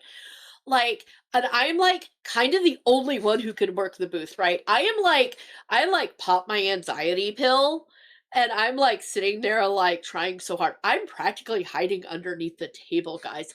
I see feet. I pop up and I'm like, "Hey, let me know if there's anything you like." Customer service face, guys. Customer service face. Yes. All that anxiety and fear and everything. Don't let them see it. Because, like, exactly. Because, like, you have responsibilities. You're in charge of this, and people are relying on you. Because other people had gone to get food because they hadn't eaten all day. And, you know, other people were like, I was the one working the booth that I was the only one. And I'm like, I'm literally a puddle of like anxiety and nerves. And like, I can't, but I had to. So I did. And I am in no way saying that you should never, like, feel your feelings at all. You need to find a safe space to share those not share, but to express those feelings. And in a public bathroom is not a safe space where anybody could walk in, You know? The amount of meltdowns that I had in the hotel room after hours. Yes. But I had them in the hotel room. In a safe Sometimes space to in a safe yourself. space to myself. Exactly. And after, okay, if you need to go cry in your car for 5 minutes, cry in a public bathroom for 5 minutes, that is fine. After an hour, it is a bit much. You are right, Noodle Man, because at some point it starts feeling... She's avoiding at that point. Avoidant. That's a good word for it. Yeah. It starts feeling a bit avoidant, as in you don't want to do the work. And again, as someone who has had severe anxiety their whole life, girl, I get it. I get it, but sometimes you cannot hide in the bathroom. For an hour. For an hour. You might be able to be like, hey, I gotta run to the bathroom. I've done that more times than I can count. I did that at work. Same. You know? Like you know how run to many the times I bathroom. hid in the bathroom and gave myself 5 minutes and then got back out there? You know? Yes. Yes. Because like sometimes you just need to breathe. And the bathroom is like you are in a little stall and like you can just it can be kind of quiet and you can breathe, you can kind of center yourself. She's and not then you even go back out there. breathing. No, You can she's hear her. hyperventilating. You can hear her. She's not even doing any coping mechanisms to sort of bring herself out of it. It's also possible that she hasn't been taught any. No, I'm not saying that it's not. I am just saying that she is in no way trying to control it. She is in no way trying to be like, okay, I can't be doing this. I have to get back out there with my employees and help to clean the kitchen that is your kitchen that you are physically paying for. It's an hour later. They're It's done. done. It's done. And like at some point, I don't want to say it feels manipulative, but I could see how the employees might feel that it felt manipulative. That they More end wallowing than soothing. Yeah, Yes. that they end up doing all of the work while the other one hides in the bathroom. That like feels wrong for the employees. You know? What would have happened if I had just decided to stay hiding underneath the table and not greet the customers because we had customers? Yeah. You know? Well, I'm not going to be asked to come back to the charity, the charity booth anymore now, am I? But I mean, at some point it feels selfish, I guess is Yeah. what I'm saying. Because like, you're not putting your employees, like, I'm not saying you have to put them first, but you certainly have to consider them. You know. See, like, okay, so for me and you, we were kind of the only employees, really. And even when we ran booths under our business at a con, it was just you and me. Yeah, and But, if I had a nervous breakdown, you were the only one at the booth. You know. Yeah. And it's like, I'm like, and what if we both were just like, oh my god, we just can't handle this. Somebody could walk up and steal our dolls. Exactly. And it's like, that's not good business. It's like, there's still customers and think about how awkward this is. You're sitting at your table and you just hear and you're just like, yeah. Mental health is one thing, but at some point you can't use mental health as an excuse for not engaging in your responsibilities as a manager in a restaurant. Not It's even true. a manager, as the owner in a restaurant. Like, guys, the amount of times that after we had a super busy rush that I went to the bathroom to just try to, like,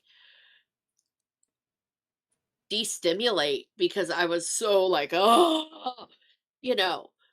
But like, I couldn't just go, oh my God, I can't do this. This is too much trouble. This is too much pressure. I can't do this. I wouldn't have had a job, guys. Yeah.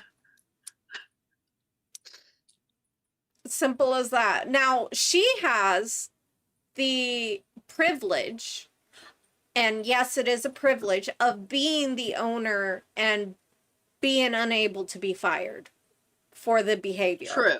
If that True. were her own employee, she could fire them. You know what I mean? And like, if you can't allow your employees to cry in the bathroom for an hour, then why would you think it's okay for you to do it? Does that make sense? Like, does that make sense? Like, you have to hold yourself up to the same standards you would hold your employees up. And I'm sorry, I would not allow my employee to cry for an hour in the bathroom when any one of your customers could walk in and hear you. I would be like, hey, yo, give yourself 5 minutes, maybe go out to the car, give yourself 5 minutes, maybe take a 30-minute break and like go get something to eat and then come back, you know? And if you need the day off, you can have the day off. But if it starts becoming a habit, then you're fired. You know what I mean? Yes. Yeah. Yeah. So, all right, let's see what she does. Yeah. It's I've been here gonna for be in there an the hour, whole 20 minutes. I'm not going to read much. We've been waiting too long. Is she okay? Is she gone to the bathroom? Do you want to go and check on her, or? I can check on her. Would you mind? Thank No, you. no problem. No, Nishi, they closed the kitchen down to clean it, but the customers were still out there. And that bathroom door is not like locked or closed off for cleaning. Yeah, so like the customers could still literally hear her. Yeah, if they walked in. Yeah. Let's go. I know he's Breaks me down like no one else has before. I can't go out there. She's not gonna come out for nothing. We are trying really So hard. she's given up. No. Come on, Bruno. A dismal dinner service comes to an end, Not even an appetizer? Actually, I think we just discussed. with disappointed customers leaving unsatisfied. As for Lisa, she finishes off the service, still sequestered in the bathroom. Okay, now see, what I absolutely hope comes out of this is because sometimes for me, I have to cry it out, then I can get my shit done. Mm-hmm. Sometimes, not all the time, sometimes I just gotta power through and do the shit, even though all I want to do is cry. But she could have cried it out at home at night. Yes, absolutely. But I mean, maybe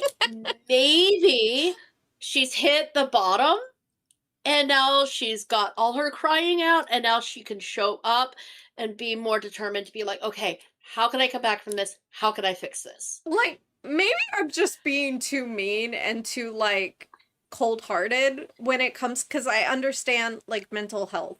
Maybe I am just being too mean, but this is just unacceptable behavior at this point. I mean, as someone, I can relate. I can understand and like, but at the same time, I'm also like, bitch, you gotta do it, okay? Like, exactly. slap on the customer service smile and just power through it. I know it's not pleasant because, you know, sometimes the meltdown is gonna melt down. Sometimes you can do stuff to push it away for a little while until it is safe to do it somewhere else. And that is best. And that's just, Maybe you know, it's just my own toxicity, but if you're in the bathroom crying for your entire for all your employees to worry about you, and for multiple of your employees to come in and check on you, and you get all this attention, and again, this is my own toxicity, it starts to feel very performative. Like, what what's the word? In need of gaining a certain amount of attention in order to feel not qualified, verified. I know what you're trying to. In order to feel like your behavior is acceptable. Justified within your behavior. Validated. Thank you. And I think that is so toxic and wrong to put your employees through that. As well as any of your friends and family that also would have to go through that if you did that at, like, say, home. You know what I mean? Like, there's a certain point where it's like, it's too much, you know? And you're not being respectful to those around you when you're doing that. And I get it, because, like, sometimes when you are in an emotional state, you're not thinking of those around you. You're thinking of yourself, which is, you know, totally fine. And I personally spend a lot of time worrying about everyone else and not considering myself. So this is coming from my place, and this is coming from how I view things. Does that make sense?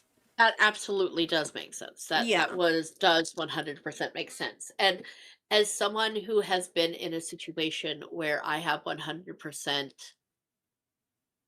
just broken down and like that, I can also see where she's coming from, but I also know that this situation is not the time to do it. Yeah, exactly. Yeah. Maybe just need a motor coach. Oh, okay. Let's see how she handles her shit now.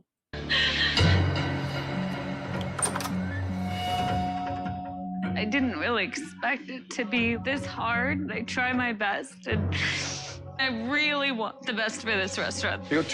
Okay, girl, if you've been ugly crying in that bathroom for hours, why aren't your eyes red? Why is your makeup immaculate?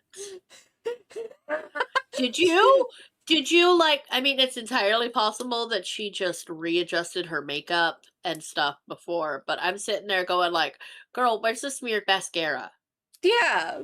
Okay, why do you not have raccoon eyes? Why do you not look like a raccoon that has had some late night Taco Bell? Missing it. Because that interview was done later, obviously. Obviously. I mean, obviously, if you're gonna be on TV, because she does look like a professional woman. Okay, she does put herself together, Missy, and all of that. Missy, what?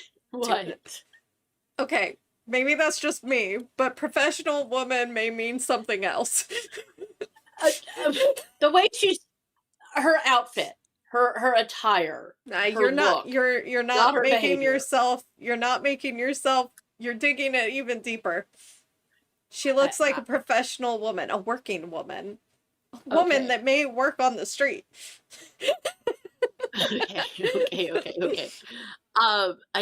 Okay. Well, she obviously did her makeup. She looks professional. Yeah.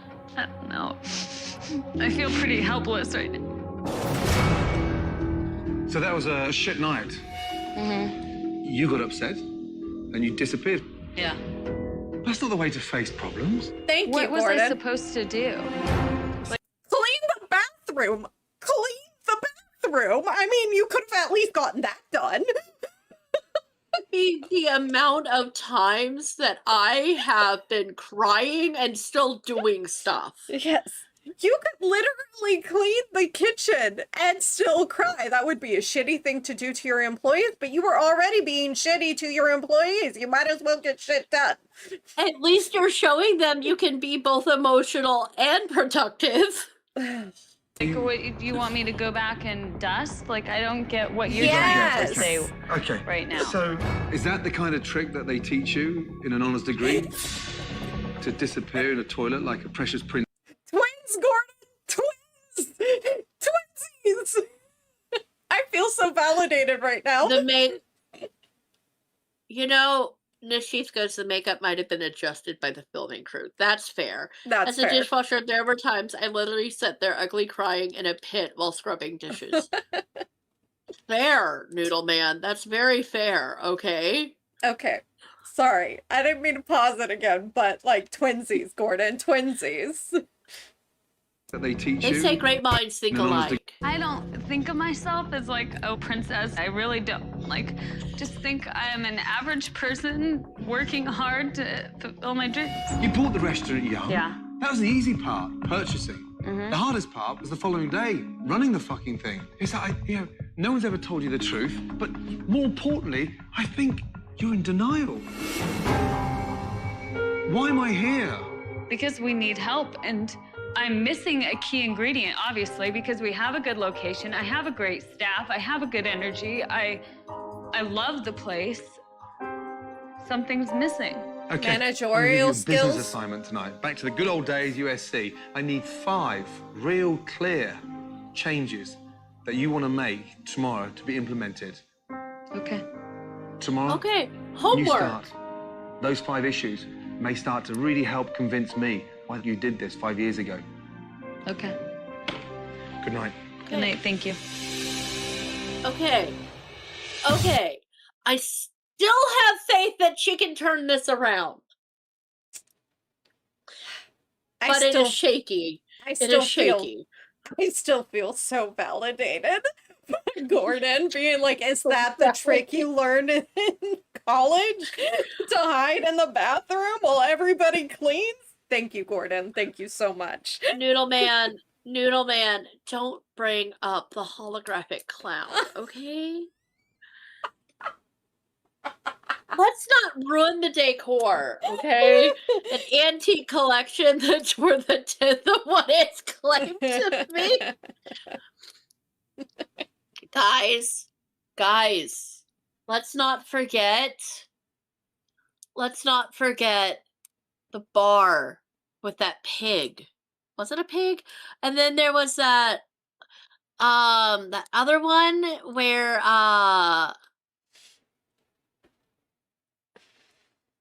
he had the bonfire and he threw the thing on the bonfire. I don't remember what it was, but like, don't forget that. I don't remember what it was, Oh yes, but that was a painting so of Hannibal sad. crossing the Alps.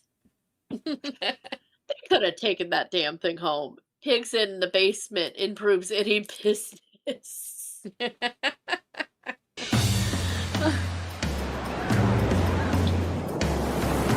Ooh, wipe out. Last night, Lisa failed her test as a restaurant owner. But today, Chef Ramsay is hoping she will do a better job with her homework assignment. Right, where's Lisa? Right here. Good morning. I trust you to be in the bathroom when I came in this morning. So, last night, we had a little chat, and I asked Lisa to come up with on, Lisa, you can 5 do it. instrumental changes that she wants to put into this place to make a significant difference. I want to hear what those are. I'll give you one. Thank you. Okay, Okay, 5 things that I would like to change about Lido. I have not really seen the chefs smile, laugh, crack a joke. Nothing. They're just so stone-faced, and I don't like the chef or his brother. Or his brother. I mean, like, it could just be, you know what? I will hold off on it. I think it's a lot of apathy and, you know, maybe they can turn it around. We'll see. burnout I don't and know. rut. Yeah. They're just stuck in Be a rut. proud of the food Yeah. we're serving. Keep a clean and sanitary environment everywhere. The customers should be impressed by the ambiance and decor, not disgusted. We need to tighten up the menu and stay with one theme that works. Okay, 5th? It's more for me to learn how the kitchen operates. Yeah, good job. A+. Okay. Those are those are really good goals. Those are really good changes to want to implement. I need you to add a 6th goal, which is to behave as you would expect your employees to behave. Yeah. Thank you. Yeah, that one. There you go. I will let it go after this. Sure you will. You're a Scorpio. You don't let anything go. They could also just not be very expressive. You have a very stoic face, an intense looking face in public, even if you're feeling positive. Okay, that's fair. That's fair. I'll stop harping on them until they actually do something, okay? Yeah, it could also be that the cameras aren't really panning to them all that much, except for when they're just standing when they're there. So serious. Well, because they're just standing there. They're listening to Gordon. Why would they be goofing off? You know? Fair enough. Yeah. Okay. You've clearly shown me that you know the problems. The hardest thing now is following it through. Yes. Last night was rock bottom, but I think, I'm gonna have to embrace these changes and make sure they happen. There's one issue that I'm concerned about that you haven't managed to tackle. In fact, let me show you. It'll be easier doing it this way. Uh-oh.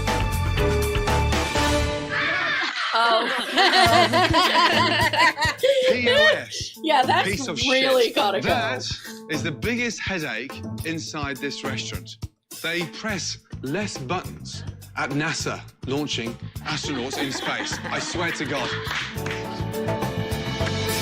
Yes! Yes! Stand back. Wait, let's do it! Not on the table. You're gonna break the table. Do it on the floor.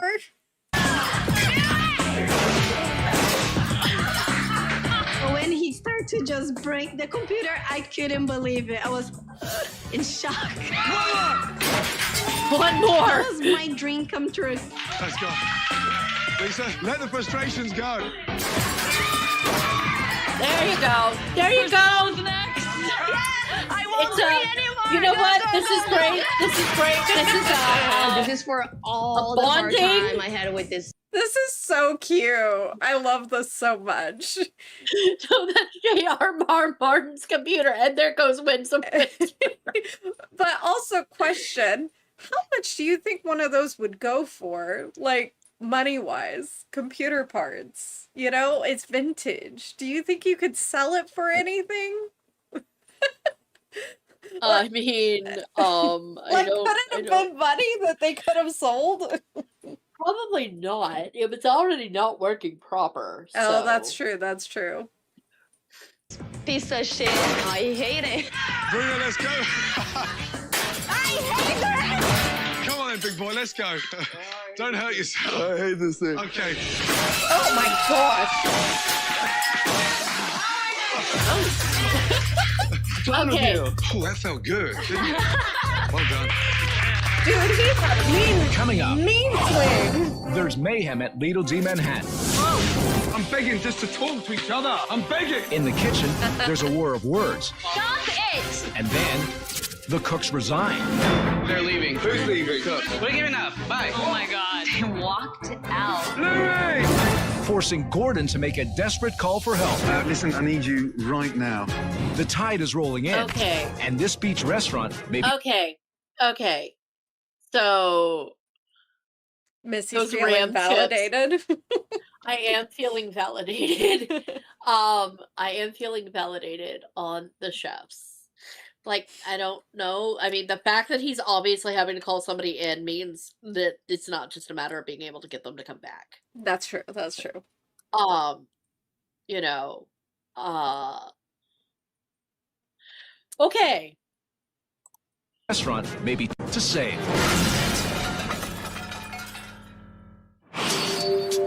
While Professor Ramsey is impressed with Lisa's homework and her intentions for the restaurant, class now continues in the kitchen, where Gordon is ready to educate Lisa and her chefs. So 2 changes tonight, yes? Okay. Very, very simple. We'll do a linguine of crab, and we'll do a seared tuna salad niçoise. Okay? Sounds good. Okay. So, first thing, we're going to sear the tuna. Nice and gently done, yeah?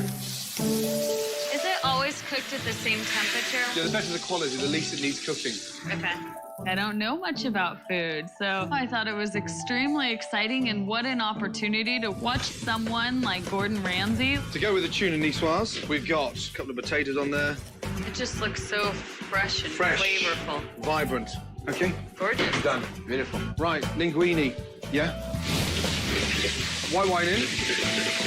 Dungeness crab in. Fresh lime juice right at the very end. Yeah. Ooh, that looks Absolutely. good. That does look good. I want the noodles. After a rough first day, Lisa We now really has a need to buy positive some attitude. gluten-free noodles. And Chef We Ramsay is do. hoping Right, let's have a quick briefing. she is ready We still have rice noodles downstairs, Missy. No, we don't. Are we out? Yeah, we ate them all. Oh, I thought we still had rice noodles, like the Asian No. noodles. No. Okay, well, never mind then. for another We need to buy assignment. more noodles. Lisa, We the boss, do. you're going to do something you haven't done in 5 years.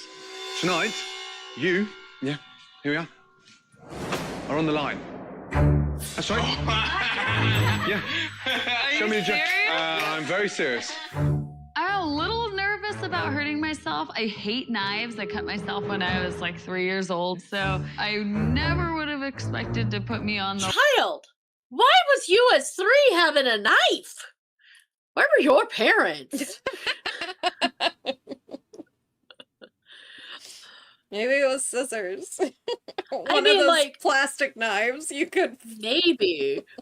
I mean, okay, like when I was, I want to say about 3 or 4, Mhm. I did get a really, really bad cut on my thigh when my brother's friend's little sister dared me to kiss my cousin sleeping on the couch, and I was a little stupid kid, you know. I did it, and he was like, "What?"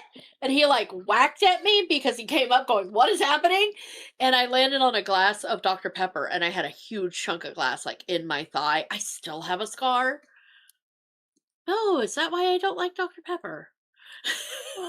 Is that it? Maybe. No, I just don't like the taste of Dr. Pepper. But You don't like cherries, huh? I like cherries. I just don't like the taste of Dr. Pepper. Dr. Pepper is extremely sweet.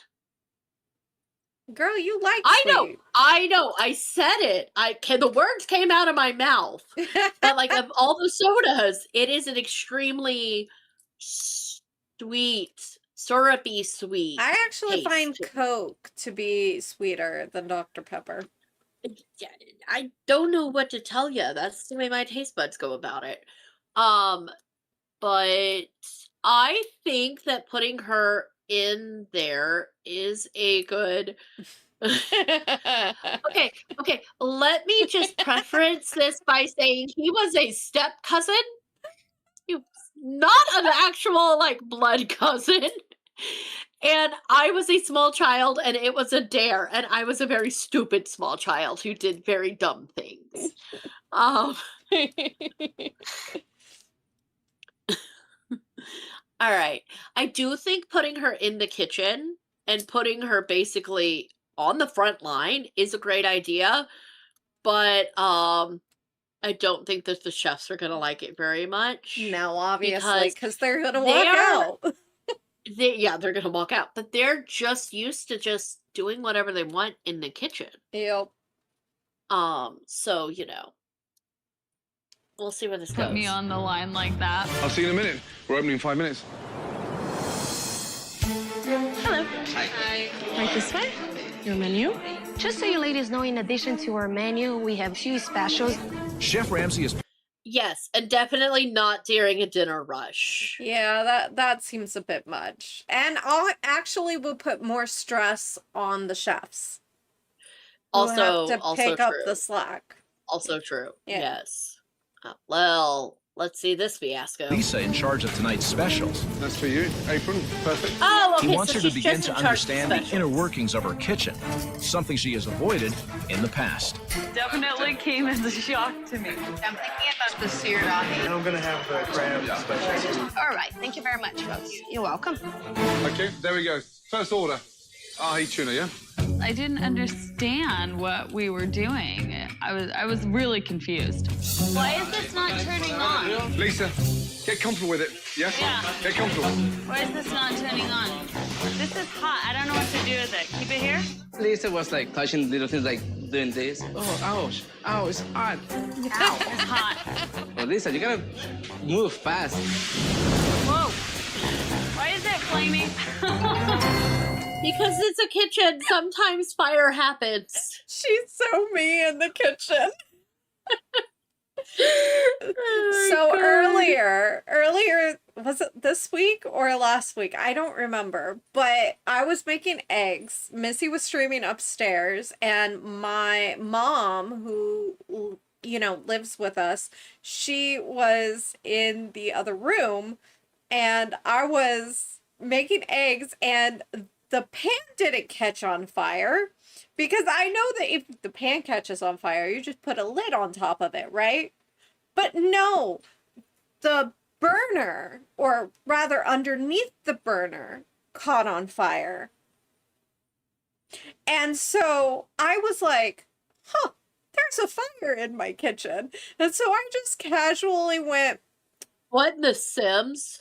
I just casually went, Mom, can you come in here for a second? And she goes, what? And I said, can you come in here for a second? It's kind of an emergency. And she walks in, and I go, there's a fire in my kitchen. How do I stop it? And she goes, salt. And I picked up the salt shaker and started salting the fire. And my mom just sighs and walks over to the cabinet and picks up the container of salt and walks over and just dumps salt on top of the fire. And I went, oh, salt.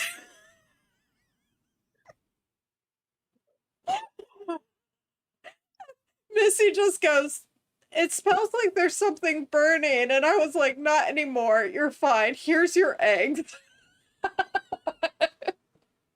I mean, I could, like, I was in here and I was streaming and I'm sitting there going like, I'm like, that's concerning. But I knew Micah was downstairs. So I didn't get up to go look at it because, like, guys, you have to understand that there have been times I woke up to a smoky house on one occasion, and Monty's stepdad had decided to, I guess, melt the honey in the plastic container on the stove and then leave the house. And I was upstairs sleeping, and Monty and her mom were like at a doctor's appointment or something, and this has been a few years. I go downstairs because I'm like, what is happening? There's nobody home at all. And like the plastic bottle has melted, the honey is all burnt, and then I'm opening windows. I take this entire pan outside, and I'm like opening some more windows when I notice I see flashy lights, and I'm like, oh shit, the neighbors called the fire department. Oh, so I go out there and I'm like, it's okay. It's okay. My stepfather-in-law, I guess he left something on the stove and left. I don't know. I was upstairs sleeping, He just but walked there's no out. actual fire.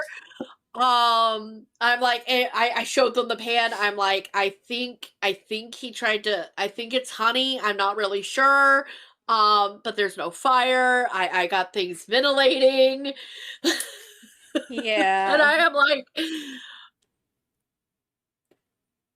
they're in their late 70s. So the amount of times I have walked downstairs to find the stove on and nothing cooking is very alarming. The amount of times I've opened the microwave and there's just cold tea or cold coffee in there. Yeah. Yeah. Your mom is real bad about that. But like, no, Steve, the stepdad person does not really cook. He just goes to the grocery store. Yeah. So there you go. That's that. Yes, I was a "this is fine" meme when the house was on fire. I'm like, well, I know she's down there, and like, they're not like screaming at me to like come downstairs, so I guess this is fine. But I certainly was concerned. Yeah, I've had the pan catch fire before, but I've never had Was that the boba underneath. tea? Huh? Was that the boba? No, No, just like when tapioca. no, because we weren't home for that. We were, but we weren't. But that I have had like the pan catch on fire, and then you just quickly put a lid on it and it's fine, and whatnot. But I've never had underneath of the burner catch on fire before, and I was like, I don't think you can put a lid on that. So I just turned off the stove, and I was like, okay, now what? Because it didn't stop the fire to turn off the stove. And then I'm just like, fire. so I'm like, do I just put a lid on it? What do I do? And I'm like, Mom, what do I do? And she's like, salt. And I'm just like, oh, salt. Here's the salt shaker. Dash, dash, dash. Sometimes I'm stupid, you guys. It's okay. But if you ever have that problem, just take your salt container and dump salt on top of it. Like, not the salt shaker, but the salt container. I mean, you can take the lid off of the salt shaker. Well, yes, you could do that too. So the sheath goes, I once woke up in the middle of the night to go to the bathroom and smelled. I went into the kitchen to find the gas had been open for a couple of hours. I'm really glad I'd been taught what to do with it. Yeah, And ours is not a gas stove. It's an electric Thankfully. stove. Thankfully. Yeah. So we didn't have any valve to turn off or anything like that. But no, you're right. If it's a gas stove, that absolutely could be really, It really really dangerous. could have been. Not only could there be, as you said, the switch, the lights on because of electrical sparks, but also there's the carbon monoxide factor. That could be a thing too. Make sure you put pepper in there to balance out your spices. Dude, oh man. Gotta balance it out, you guys. Gotta balance it out, Okay, I'm gonna run to the restroom. I will be right back. All right. If only more people knew those facts for like cabins. That's fair. Like I've never really been around like a gas or anything like that. Your mom's doctor's husband died of a cylinder explosion. Ooh. Wow.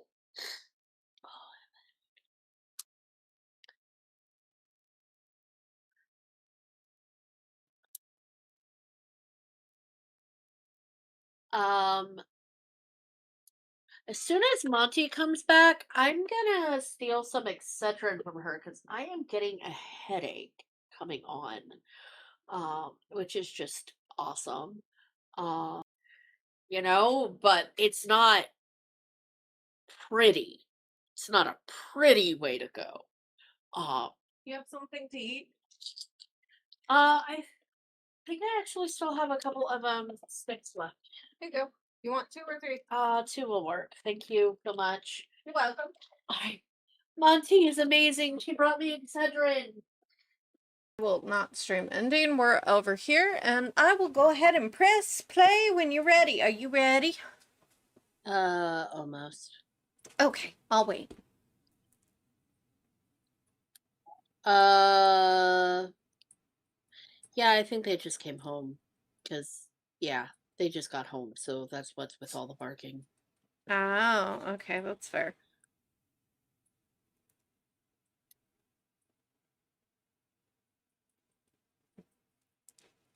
All right, yeah, we're good. We're good. Let's Okay. go. Alrighty, let's get back into it. Nope, I'm trying to press play. That's going in the microwave now. Yeah. Why isn't it going there? Not I pressing think it's play a very for me. valid point. Why is it going in the microwave? Why can't it go? Because the oven's on? Yeah? Yeah, it's on. Okay. Can you see what I'm Pause trying to it, say? 'cause I'm It's not it's getting really anything. important for you to see this. To see You're not getting anything? No, it wasn't playing Okay. on my end. Yeah, I'll go back a little bit. Right now? Ah, hey, tuna, yeah? Is it playing now? I Yes, paused it. yes. Now Okay. it is. Now it is. I didn't understand what we were doing. I was really confused. Why is this not turning on? Lisa, I went back too get far, comfortable but with that's it. okay. Yeah? Get comfortable. That's Why okay. is this not turning on? This is hot. I don't know what to do with it. Keep it here? Lisa was like touching little things like doing this. Oh, ouch. Ow, it's hot. Ow. It's hot. Oh, Lisa, you gotta move fast. Whoa. Why is it flaming?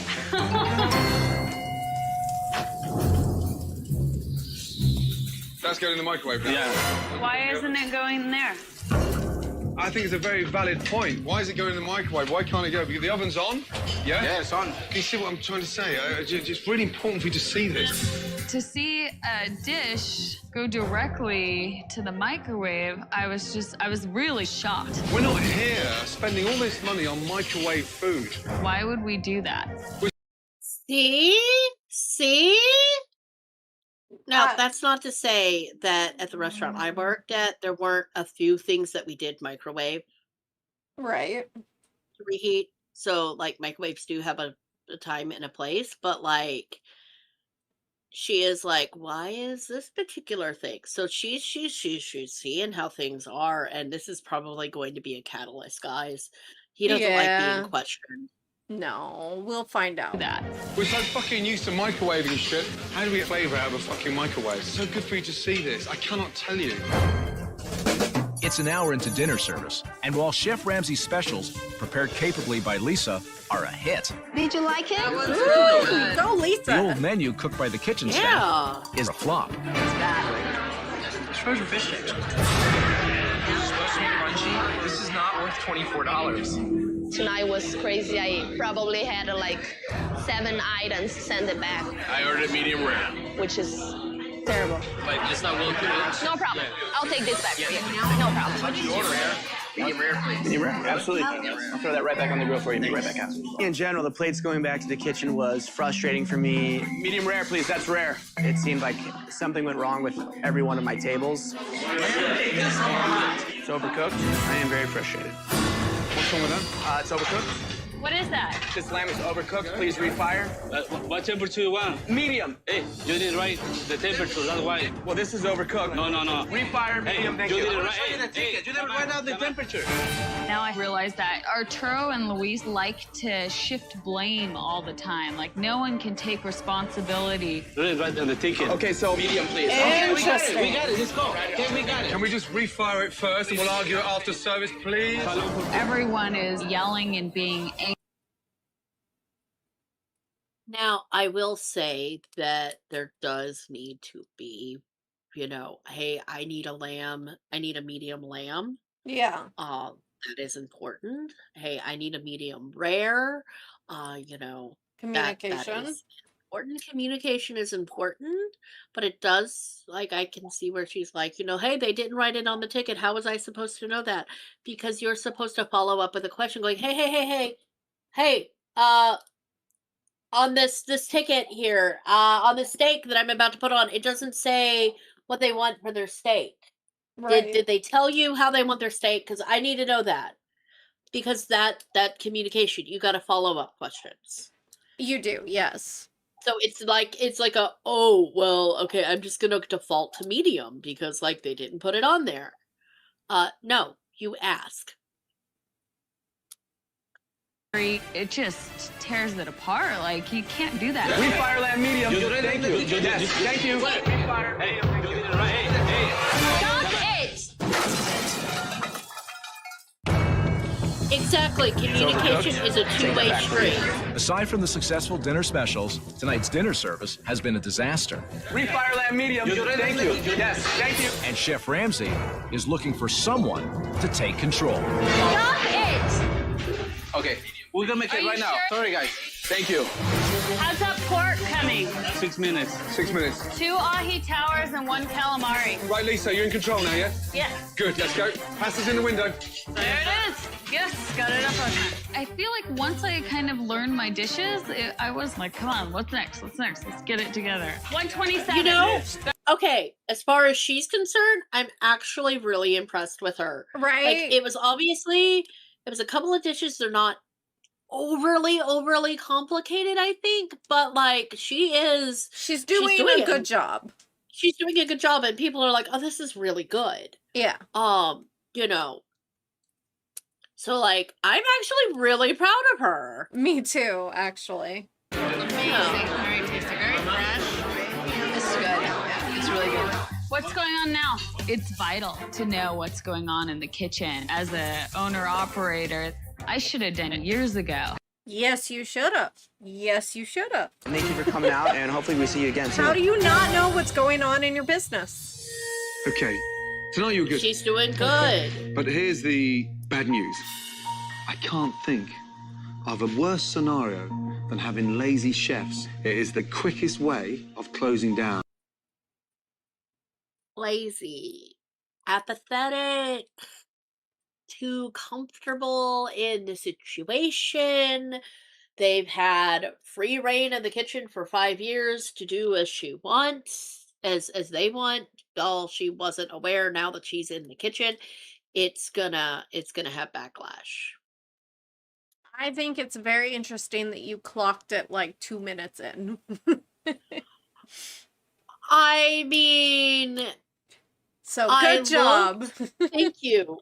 Thank you. I looked at the like food and all that, and I'm like, that looks like it looks like there could have been some effort into it. Yeah. Like, it could have been a good dish, but it's just when they said he's been there for 18 years. Yeah. Like, And it's his brother. There's anything Like, there's nothing wrong with that. No, because that's like, if you can stay at this restaurant for 18 years, that's a really good thing. But like, they're just, with her having no direction or anything, and then just the way he was like describing the food, and then it goes, no, it's frozen, and she's like, no, our tuna's fresh. Like, no, it's frozen. And then just the dust in the kitchen and all that, because there was no excuse for that, okay? Because like, no, there was no excuse. I've discussed it in other reacts where there's a certain day-to-day cleaning. Then there's the day-to-day cleaning, there's like the weekly deeper cleaning, and then there's like a monthly, like really deep clean, Yeah. And then there are things that you do every few months, sort of like cleaning the walls and like stuff like that you do like a more deep kind of clean. So there are like different steps, but that amount of dusting around that sort of thing, that place had not been cleaned like it should have been in a really long time.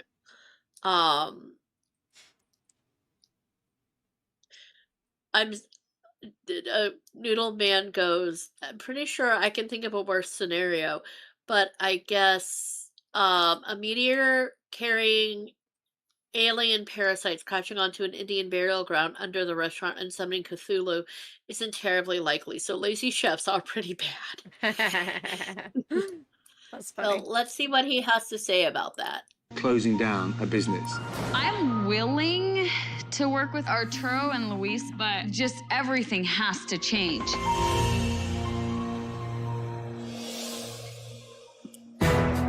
Lisa's ability to change has inspired Chef Ramsay to implement a change of his own. a drastic remodel of Lido that he and his team worked through the night to complete. Nice. Good morning. Good morning. Today, big day. Lido is relaunching. Ready? Yes. Do it. Yes, yes. Time to see the new Lido. Let's go. Like, okay, so dating your manager is not a great idea, but it also doesn't seem like he's all that problematic. He hasn't been this whole time, and I'm here for it, but I'm Yeah, also like- still not here for her dating an employee. No, absolutely not. But he does seem like he's a capable employee. He also seems like he's trying to be supportive, which I like. Yeah. So I'm like, I'm not for the relationship. Don't do it. But I'm like, it's not the problem that is in the restaurant. That at is the in moment. the restaurant. I Which mean, it could have be a been. problem. It could be a problem down the road. It could be. So which is why you shouldn't do it. Yeah. Come in. Come over. Oh my god. It's beautiful. First thing, that horrendous wall that was dividing your restaurant has gone. Now, the whole thing just feels open. Easier to get round. Cute. Whoa, look Oh, that's so cool. New seating, brand new banquettes. Check out the new I like china. the blue. No more hideous colours. All the plates and all the little small bits of china were from Webstrong straw. I was totally speechless. I love what they did with the curtains, with the lighting, with the pictures. One thing this area hasn't got. You know, I like the blue booths. Like, I really do. Yeah, I like the redesign. Yeah. That's really good. It's not like, wow, oh my gosh, this is amazing, but it is. It's subtle. It's a subtle upgrade, and I like it. Yeah. And one thing you've got every chance of succeeding in is becoming Manhattan's, local, cool wine bar. Serving great food, great wines by the glasses, more importantly, a very cool place to hang out. I think a wine bar is exactly what Manhattan Beach wine needed. bar. There's no place out there around here. So he's like, here is a business idea. Here is something that can set you apart. Yes. I Wine like that. bar. That's very cool. Yeah, that is very cool. Yeah. That has that. One more little surprise. You've got to see these. The system before was useless. Okay, I'm gonna pause it real quick. Missy, Okay. your little character is going up and down, up and down, up and down, like she's talking. Honestly, don't know what is happening. Can you lower one of your settings? Because what it is it's probably like some sound picking up on your mic. Maybe like a fan or something on I it. think you might be right because I like flat out muted my mic.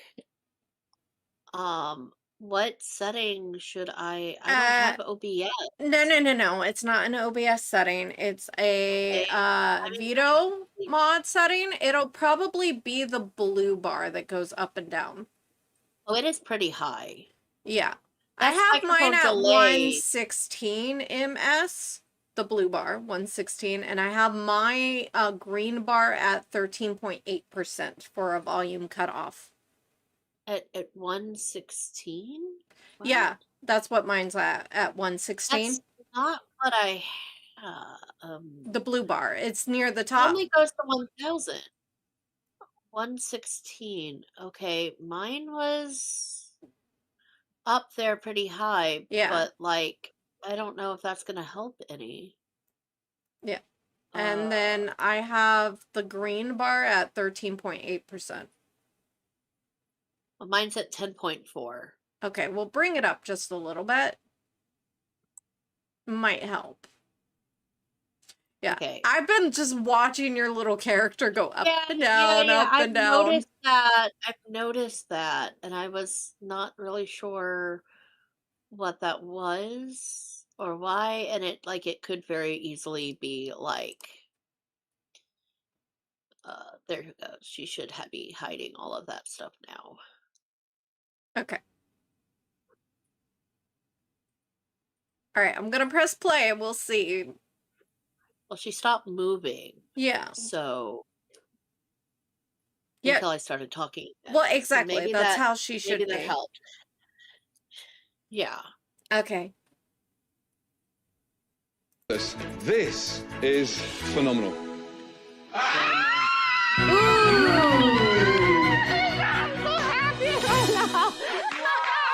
I was so surprised when I saw the new system. No way! I couldn't believe it. I was in shock. This is designed by Halo. It's the most advanced restaurant POS system anywhere in the world. Wow! I believe in you. I believe in least the at the staff. time. You've got to At pull the this time, off. yeah. We will. Oh, definitely. We have to. It'll be good for the Not next only will 30 the new years. decor be on display tonight, Chef Ramsay's overhauled the food and designed an exciting wine-friendly menu for what he is hoping will be the new hotspot in Manhattan Beach. Wow. It's a lot of food. That's so pretty. Let's start off on the top. The homemade chicken sausage, grilled baby artichoke, vegetarian delight. One of my favourites, flatbreads. They are fantastic. You've got a chance to gain a serious reputation. Right, entrees. Very I'll eat your cool. burger. Grilled minute steak. I think it's gonna be a huge hit here. I love the new menu. It's so tasty, it's easy, and I think it's perfect. Nice. Despite a poor performance last evening, But the chefs are gonna hate it. Yeah. I'm waiting. Like, okay. So as I said earlier, when we did do like the monthly special, like we're doing this for this month, we're doing this month. It was a learning curve, Yeah. but I got good at it. It was just something that I learned to expect. But like changing the entire menu, yeah, that's gonna be a lot. But I mean, and I know Gordon goes over with them, going, "Hey, this is what we need to do." I- With that, Yeah. we've seen him do that before, but I don't know. I think a lot of the problem here would be if you have a chef that hasn't made any changes in 18 years or however long he's been here. Was it 18? Yes, he's been there 18 years. If you And have we a know there's- chef, they haven't even done specials as far as I know, at least in the last 5 years. And so there has been no change. And you've just been kind of stagnant or continuous or, going in a straight line, that you become unadapted to change. And so I think it's natural for the chefs to have some sort of pushback because they're not used to it and they no longer have the ability to sort of kind of go with the flow and kind of adapt to change because they haven't needed to in a very long time. So I think that is something that should be taken into consideration, but in a way it does also kind of hinder them. And in a way, it's still not an excuse for lazy behavior. No, it's absolutely not. My little girl is still like bouncing. Is she still bouncing? Yeah. Okay, pull. We'll have to figure that I out. pull the green bar up a little bit more. Okay.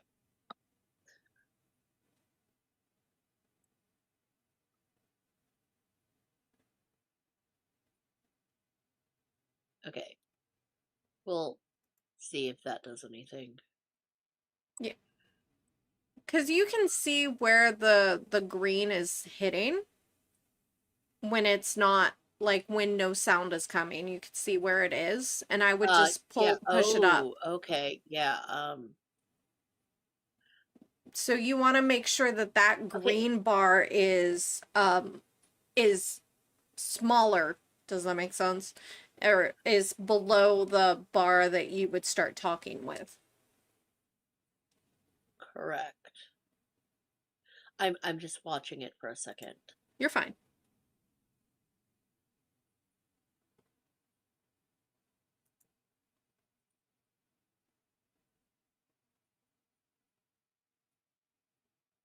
Okay.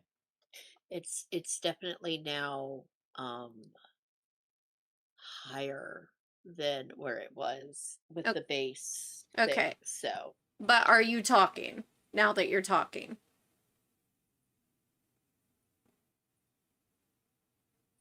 Not that I can tell, no. Oh, there you go. So when you I mean, talk, I'm actually talking. yeah, and she's bouncing, and she's talking. Yeah. Yeah. Okay. Okay. I think we might have gotten it. Yeah. All right. Cool. Let's cool. see how they do on relaunch. We had a little technical lesson on stream. Technical lessons. Oh no, guys. Okay. Relaunch day. Last evening, Lisa is hoping her kitchen staff are motivated by the changes and that they will rise to the occasion for the most important night in Lido's history. 1, 2, 3, Lido. Do it. Welcome to the new Lido. Enjoy some wine tonight. Yeah, that's right. We will. This is our new menu. We have some new appetizers also. A minute, Steve? Okay, how would you like that to be cooked? Can I have that rare, please? Yeah. Oh, I'm nervous. I'm so happy with this computer. Oh, it looks so Okay, good. we go, guys, yeah? Yes. Concentrate, guys, yeah? Oh, did you see where it said medium? Medium, yes, I It did. said medium on it, so no excuses. No excuses. What, 20 minutes? Louis, I need some stuff coming out here, guys, huh? There's tickets just piled in the kitchen. Oh, jeez. In spite of a new ordering system, 30 minutes into service, no entrees have left the kitchen, and there appears to be a communication breakdown. But what's happening here? No one's even working together. It starts off from the chef calling out the order. So, away now, 1 scallop, 1 fettuccine, 1 penne, 1 grilled steak. Nobody answers me. No communication. Yeah. I'm begging just to talk to each other. I'm begging. About the fucking menu being put up together collectively at the same time. Yeah. That's what's not happening. See, a he little even nervous says right that then he because did the menu with them. Yeah. I think it's very interesting. Do you think it's on... Okay, I always get conspiracy theory here. Do you think it's on purpose? Like, they're angry about the new menu, and so it's just, like, quiet rebellion, you know? Like, I'm not gonna work. Sometimes I think that, yes. Yeah. My relaunch, I really wanted to run smooth. Unfortunately, there's no communication. It's awful. Unbelievable. Dining room looks absolutely beautiful. Fine, great, granted. But the kitchen, an absolute fucking disaster. 5 headless chickens with not an ounce of leadership qualities. Right now, I'm depending on a 28-year-old lady to save her restaurant. The biggest test I've been created You so can far. do it! I have faith in you. 60 minutes into service, the kitchen staff is finally communicating and sending out entrees. However, they are not being well received by the dining room. Are you serious? No, 13 ya se fue. 113. I need 115 and 60. All of these steaks are cold. Oh, come on, guys. What the fuck? They're overcooked as well. Listen to me. When a minute steak is cooked, it's got to be served straight away. You can't hold a minute steak. 3 steaks on the fly, as quick as you can. They're When also people are not getting used their to it food, being they're busy. getting undercooked, overcooked, Also still true, sending yeah. it back. They want a whole new steak. Fucking hell, there's more food going in the fucking trash than there is going on the fucking tables. We either need our food in like 5 minutes or our check.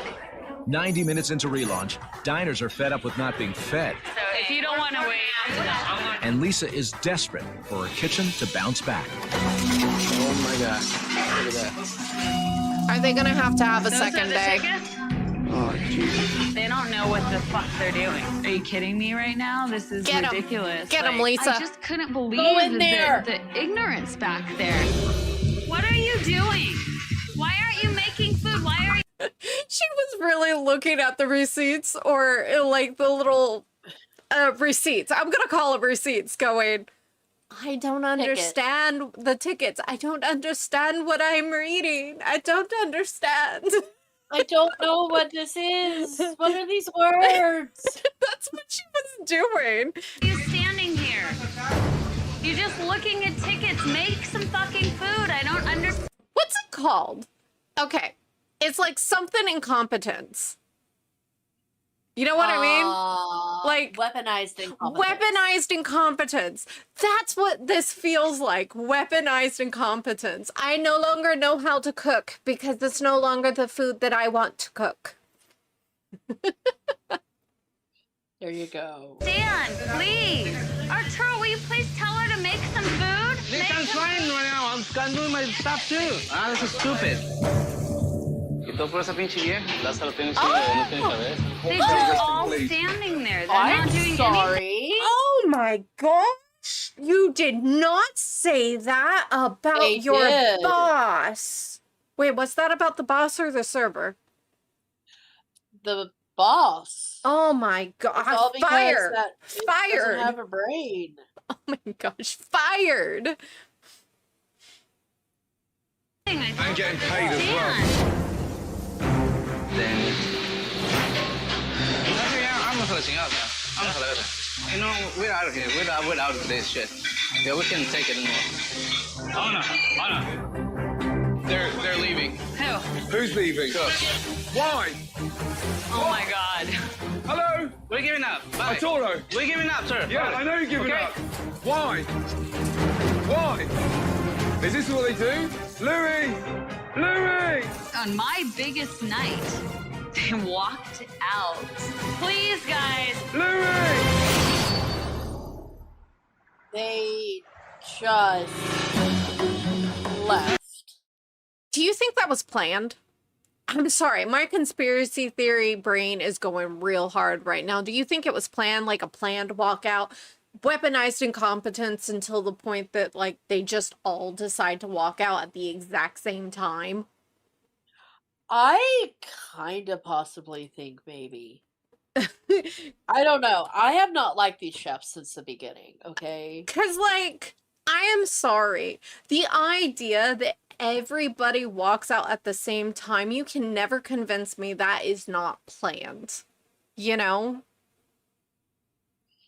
Yeah, no, that... I didn't like them from the start, okay? No. Vamos a la chingada. Vamos a la verga. They're leaving. Who's leaving? We're giving up. We're giving up. Bye. Bye. Oh my god. It's relaunch night at Lido's. They and don't the only need thing that's you. taken off is the kitchen staff. I mean, they need Louis! a cook, they need a chef, but... Get a Please, better guys, cook. For them to walk out like that with all those tickets? She like, can cook. I wasn't sure She's what to doing. do, She what was to doing expect. it. The head chef after 18 years bails out. That's fucking spineless. 18 years and he just walked out. Hello? Yep. Scott, it's Gordon. Listen, I need you right now. Jump in the... He really This is not said the first time that he's called this guy, I think. no. Wait, but he really said, "I don't need a job today." In this economy, he really said that. Like in this is any also, like- economy. Yeah, he really said that. Okay, I get David walking out in a rage on Burger Kitchen. Bro was working on the spirit of getting paid. This feels premeditated. This does feel premeditated. yes. Like I don't know what their end goal was. They just didn't like it. I don't know, but like It's like they all got together, they all had their little itty bitty text message, group chat, whatever, and said, "Today we're walking out." And then they just And they're waited for the brothers. head boss to walk And, out, like, and so- the rest of them went. All of them left, not even one single cook. I know. But like, okay. Well, like, if it even seems like that if one brother didn't want to leave, but the head chef going, but like, I don't know. Like, they're like, no, I think it's just. I mean, he called her a brainless bitch. He did. Right there on television. I don't like them. I don't like them. I don't like them at all. You need new chefs. Did he really think that the camera operator wasn't going to be able to go, "Hey, what does this mean in Spanish?" and then post the English subtitles down? Right? Okay. Car and get down here quickly, will you please? Oh, it's just so lucky that he's in. Oh, maybe he Lisa, had it with him. I've just phoned Does he Scott. just bring Scott with him? Maybe. Well, you know, he does bring chefs in to help with like the cooking and teach the cooks how to cook the dishes. He told him to get in the car and get down here. Yeah. He's like, I need you now. Phone Scott. I told him to jump in his car and he's getting down here. Chef Scott's been my right-hand man for the last 5 years, okay? I've asked him to be here as your consultant for the next month to oversee this fucking place. He's going to jump on the service and get this place up to speed. We cannot afford to let this place go down. No chance. Okay, he's like, no, I put a lot of work into you. You actually are stepping up and doing the damn thing. Trying. I actually have faith. She's actually trying, unlike the chefs that just walked out. Like, oh my gosh. Dining room. Relaunch night at Lido is heading towards disaster. I don't even know what to do. Even though Chef Scott is on his way, they're all running away like cowards. Gordon makes one more attempt to get the disgruntled kitchen staff back. The whole staff! We need you. Louis! Everybody. This is music to my ears. I was thinking. Thank you. I Oh, told they her. came back. I am so surprised they came back. Scott's like, it's okay. I'm here now. I am in charge. No. Send them away. I don't even care if my entire business goes down in flames. If you created that much of a drama to walk out being like, hey, I showed you, blah, blah, blah, you know, okay, they didn't say that, but that's what went on in my head. They're fired. I would give them relaunch night because I need this to go well, but after that, you're out. I wouldn't even give them relaunch night. No, I would close the place down and reopen it and redo a relaunch. Once I had dependable staff. Hey, Scott. Yeah. I told her. Look, Scott's here. Yeah, look, he's here to help. Let's lift it up and let's get this back together, yes? Okay? Okay, here we go. Listen up, everybody. I need a prosciutto pizza in the oven. I need one margarita, a barbecue chicken. I need a lamb sandwich up top right now. To see Scott in the kitchen, like, take command the way he did, that shows what a head chef should be doing. Hey, is that prosciutto pizza in the oven? Okay, how much? 3 minutes? 4 minutes? She has this look on her face that says, teach me, sensei. Teach me your way. And also the girl looking at the ticket that was all confused is also back. We've had several people come back. Like the whole kitchen staff came back. So. Well, you joking me right now? No. I would be like, get out of my kitchen. Right? Oh boy. 4 minutes? 3 minutes. I saw a communication I'd never seen in that kitchen before with Scott at the Reigns. It's okay. Let's pick up farfalle rosemary chicken, steak medium rare going with the prosciutto pizza. Table 106. Thank you. Chef Scott helped the kitchen make a massive comeback. I have a clam, 2 tartare, and asparagus quiche. And the evening ended successfully. Wow. How's your steak? Excellent. That's good. I think tonight overall was a good learning experience. Thank you very much. Okay, and you're my last table served tonight, so I'm looking forward to talking with Gordon about what I should do and moving forward with this restaurant because we really need a solid kitchen staff. That's right. Okay, Lisa, honestly, you have seriously grown up this week more than I ever expected to do. You show such commitment.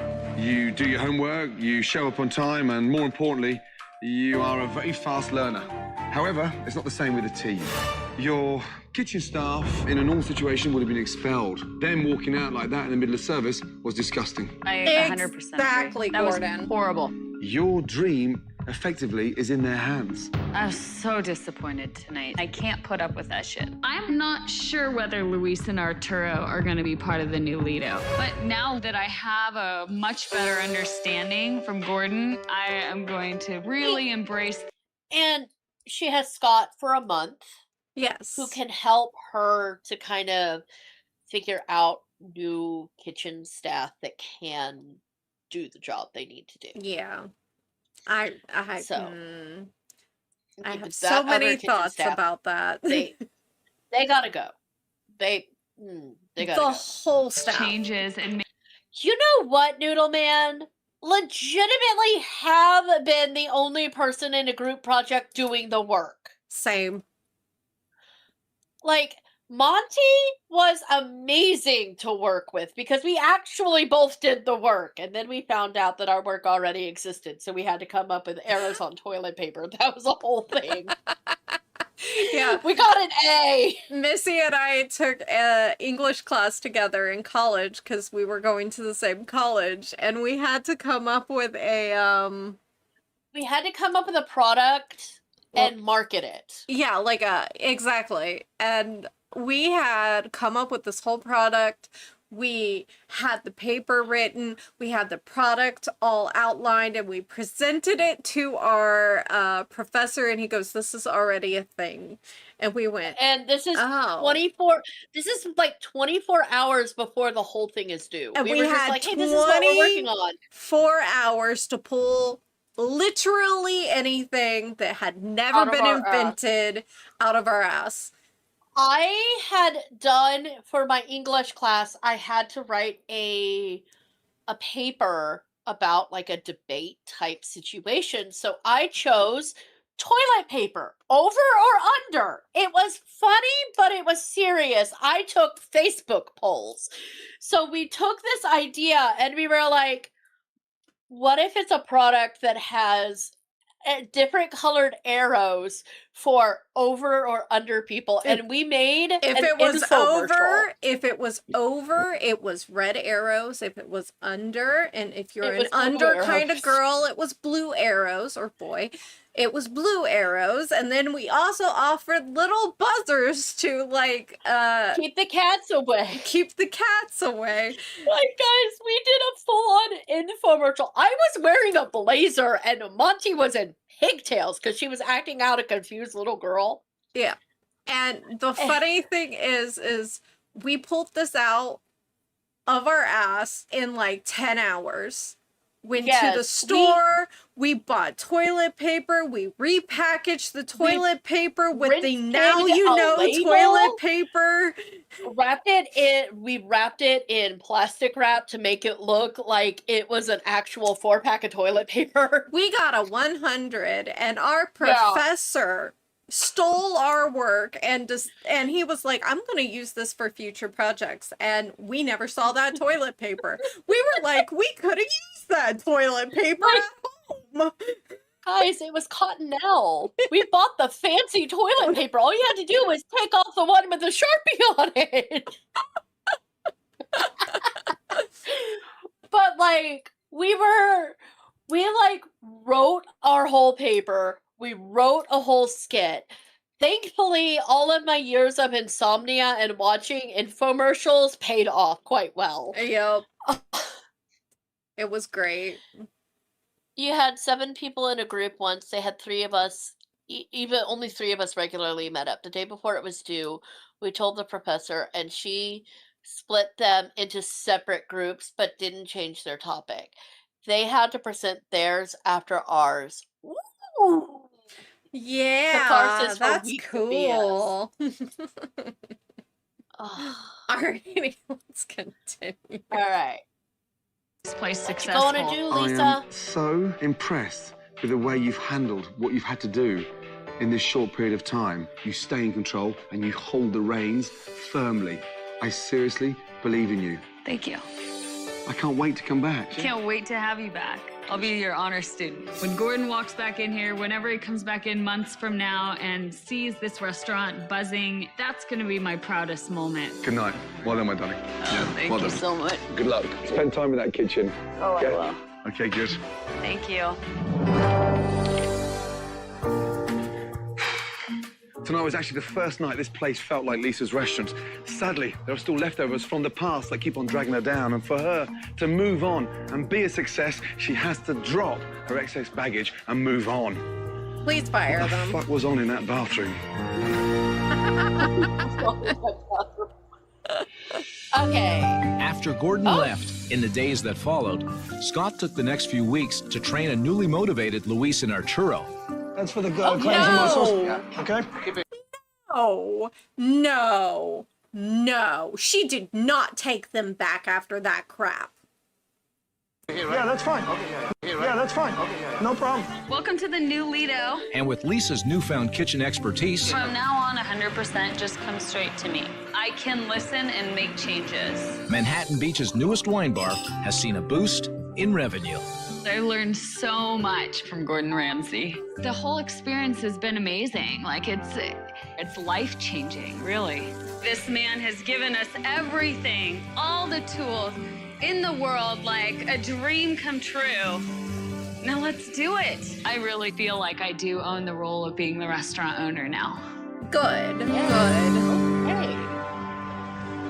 So, go back a little bit and we'll see what's still happening. Really. This man has given us everything, all the tools in the world. No, stop. In the world, like a dream come true. Now let's do it. I really feel like I do own the role of being the restaurant owner now. Okay, pause. Okay. Okay. So, it says what happened next. Oh, we're supposed to do the revisited before reading. Oh, do it before reading. Okay. Okay, That and means it you was have linked. to actually Okay. pull it up. Okay, hold up.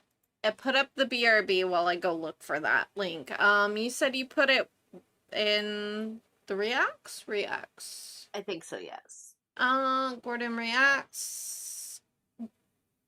How much the owner has changed. Okay. Okay. This is 38 minutes long. I'm sure it's fine. But it's 38 minutes long. Is there a specific When I arrived in time? Manhattan Beach, It's multiple revisits. We just have to find that one. Oh, okay. So it's like multiple different ones. The first one is Lido. So we Oh, just need to okay. do the first segment. Okay. Nice. Thank you so much. That does help. Let me go ahead and move us back to... wait, hold up. I gotta actually pull this up. Copy. And then close this and go here and... So you just can add it paste. like as a playlist. Click to add. Yeah, there you go. And then... skip to next video. Okay. There we go. Okay. Hold up, I'm not there yet. I have to No, move I know, us I know. back. I'm just Okay. And then there we go. Alrighty. This one is the revisited. We were told to do this one first before reading the end. So let's do it. when I arrived in Manhattan, this is the Californian dream. I wanted to move there. This little town was amazing. Look at me. Just half an hour outside LA. Beautiful. Excuse you. You haven't some When I issues arrived in there? Manhattan Beach, wow, this is the Californian dream. I wanted to move there. This little town was amazing. Just half an hour outside LA, beautiful beaches, beautiful people, but one of its local restaurants, Lido, was an ugly mess. She can do this. I know she can. Biggest problem? Lisa, an owner completely clueless on how to run a business. I don't want to hear complaints. I don't want to hear shit. I just want to hang out. Aye. She had a couple of diplomas. Big deal. The problem was that Lisa treated Lido less like a... I will say that it's a big deal because a lot of people do not have diplomas, okay? Just saying. Yeah. Okay. Yeah. Continue. business and more like a sorority party. Damien is bar manager and someone that I have been kind of dating in the last 6 months. Thank you. Hello. Hi. How are you? Very well, thank you. How are you? Good. I'm Lisa Hennett. Lisa, nice to see you. How old are you, if you don't mind me asking? 28. 28. So you got it when you were 23. 23. What was that, a graduation present? No. So I'm gonna have a quick bite to eat. Okay. Thank you.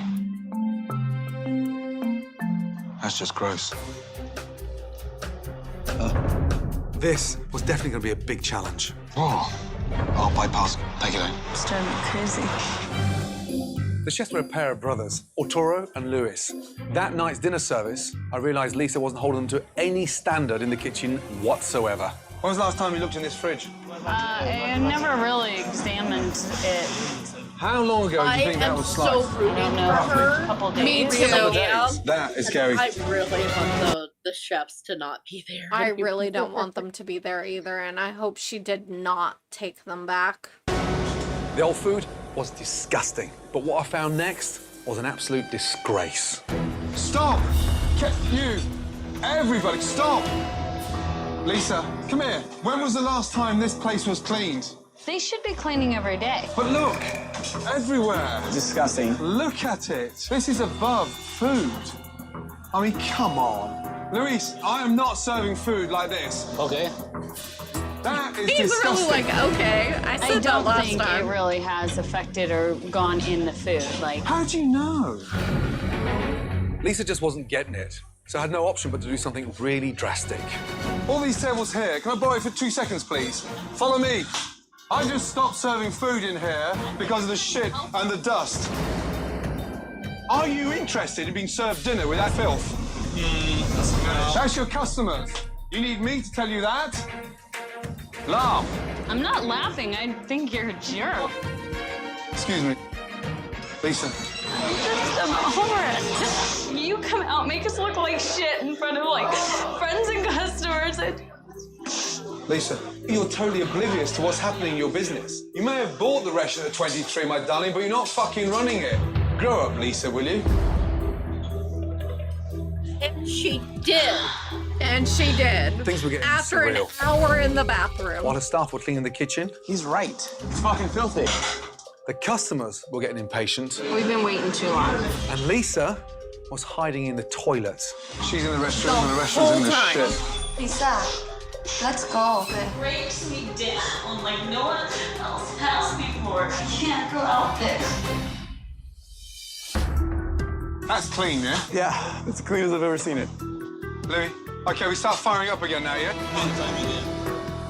Everybody was pitching in to save the dinner service. Lisa disappeared to the loo. In fact, she stayed in there all freaking night until that last customer left. How embarrassing is that? I mean, when you have to go, you have to go. Is that the kind of trick that they teach you in an honours degree? Just to an disappear hour in the in the toilet? bathroom to That's improve not the way that to much face is problems. justified, honestly. Like, you know, she did pick herself back up. So I gotta give her props for that. She did. I still don't think it was an appropriate behavior to have when you are the owner, because you would not expect your employees to behave that way. But I have already stated that, so I'm not going to continue on it. But the thing is that we live and we learn, you know. And she did learn. Yeah. And she grew from it. And she grew from it. That's something that we don't see in a lot of other owners. And, you know, I think that the most embarrassing point should have been Gordon bringing in the customers and showing them the filth. That should have been the most embarrassing point. But I agree. In the end, I think the most embarrassing point for her was hiding in the bathroom while everybody else was cleaning. True, also. Yeah. And I think that puts everything else into a little bit of a different perspective. So I'm leaving it at that. And we've already talked at length about how I feel about it. So... All right, let's go. All freaking night until that last customer left. How embarrassing is that? Very. Is that the kind of trick that they teach you in an honours degree? To disappear in a toilet? That's not the way to face problems. What was I supposed to do? Like, do you want me to go back and dust? Like, I don't get what you're trying to say. So, no one's ever told you the truth, but more importantly, I think you're in denial. Why am I here? Because we need help, and I'm missing a key ingredient, obviously. Tomorrow, new start. Up until that point, Lisa hadn't given me one reason for me to believe in her. But the next day, she honestly surprised me. Things that I would like to change about Lido today. Be proud of the food we're serving, keep a clean and sanitary environment, learn how the kitchen operates. Tonight, here we are. That was only 3 of the 5. Are on the line. The other 2 weren't important. Yeah. Show me the drink. I'm very serious. It became so obvious so quickly that Lisa had never spent time in a kitchen before. How ridiculous is that? Lisa, get comfortable with it. Yeah? Not that ridiculous, Gordon. Why is this not turning on? This is hot. I don't know what to do with it. Keep it here? Whoa. Why is it flaming? Why is it flaming? Lisa may never be a chef. Got it. But at least she started showing interest in the food. Why isn't it going in there? I think it's a very valid point. Why is it going in the microwave? Why can't it go? Because the oven's on? Yeah? Yeah, it's on. Can you see what I'm trying to say? It's really important for you to see this. Dinner service did have its ups and downs, but I did like what I was seeing coming out of Lisa. And that night, we transformed Lido.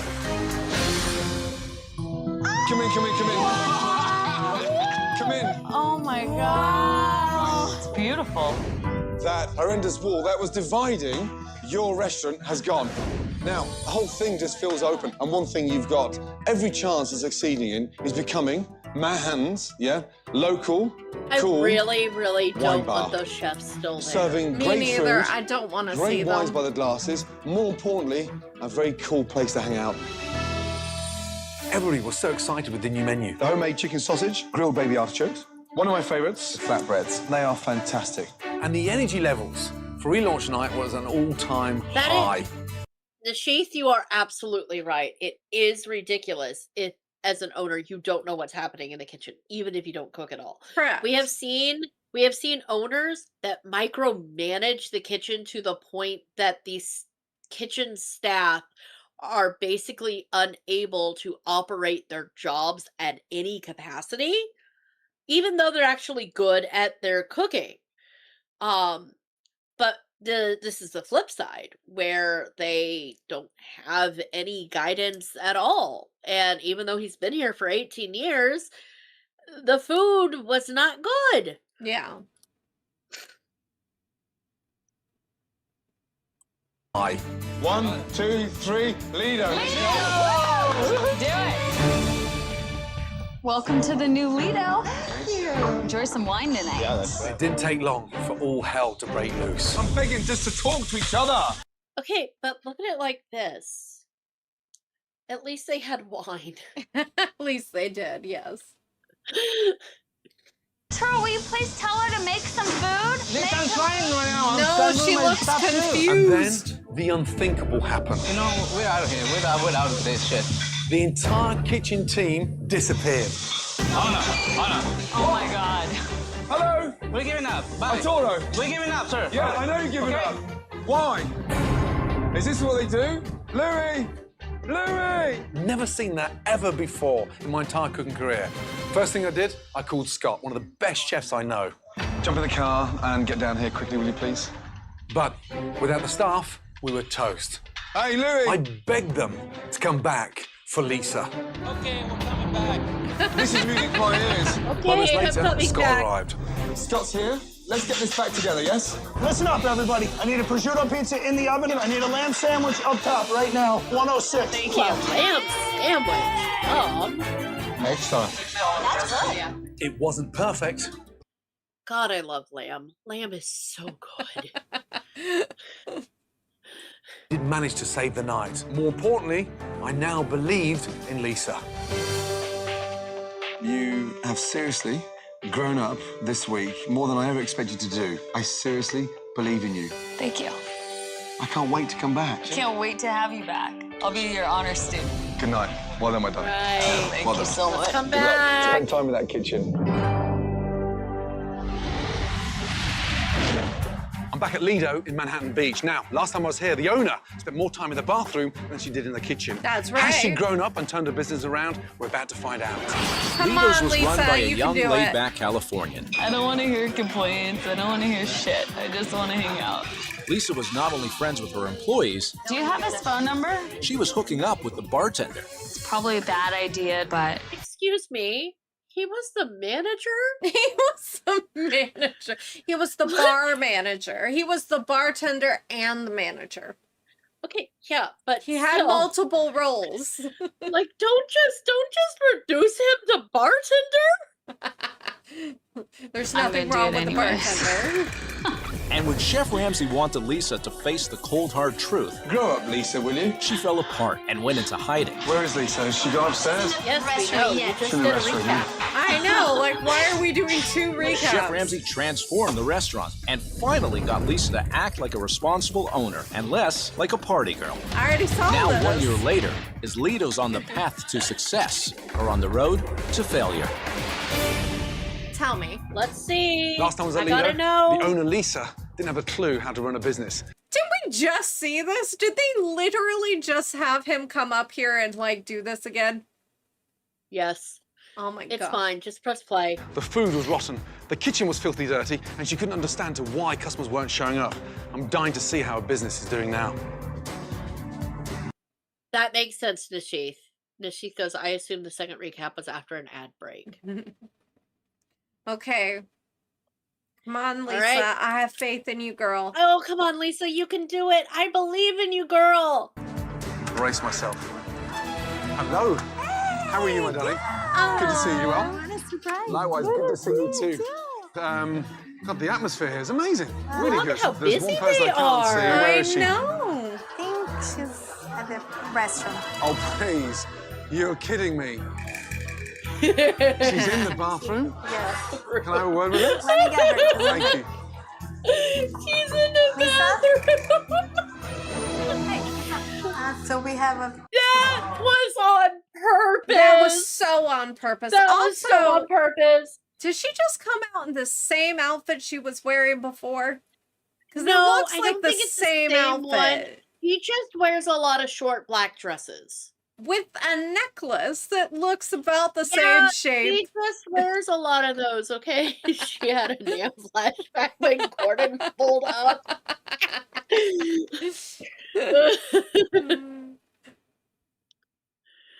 They told her to go to the bathroom for sure. That For makes sense. sure. Oh my god. Oh my gosh. Jesus. Where have you been? Good to see you, darling. Good to see you too. Likewise, good to see you too. My goodness me. You look great. Thank you. You too. This place is amazing. I know. Packed house. Unbelievable. Thank you. Trust you to be in the bathroom. It's a different necklace. Where is Lisa? Can't go out there. You know, you gotta go to the restroom once in a while. He just has bad timing. That was just a general That was break. a coincidence. No one's pissed you off. No. That was a How's things? joke. Things have actually been really good.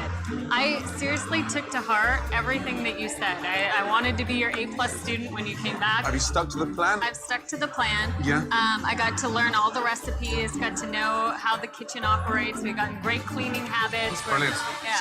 I'm so proud of her. And Look at it looks her. so busy. Like, it's so busy. Oh my god. Great I wanted cleaning you to- habit. I know, right?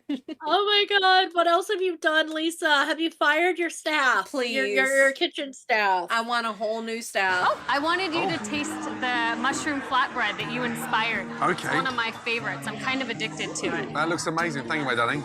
It's the wild mushroom, spinach, ricotta cheese, mozzarella. That's delicious. Thank you. I'm glad you like it. I wanted to make him proud, and I wanted to do the. So she came up with something. She came up with something. Like, Aw. she's like, she liked the idea of the flatbreads and she came up with their own flatbread. Look at you. I'm so proud of her. Oh my gosh, she grew up. Okay, this is amazing.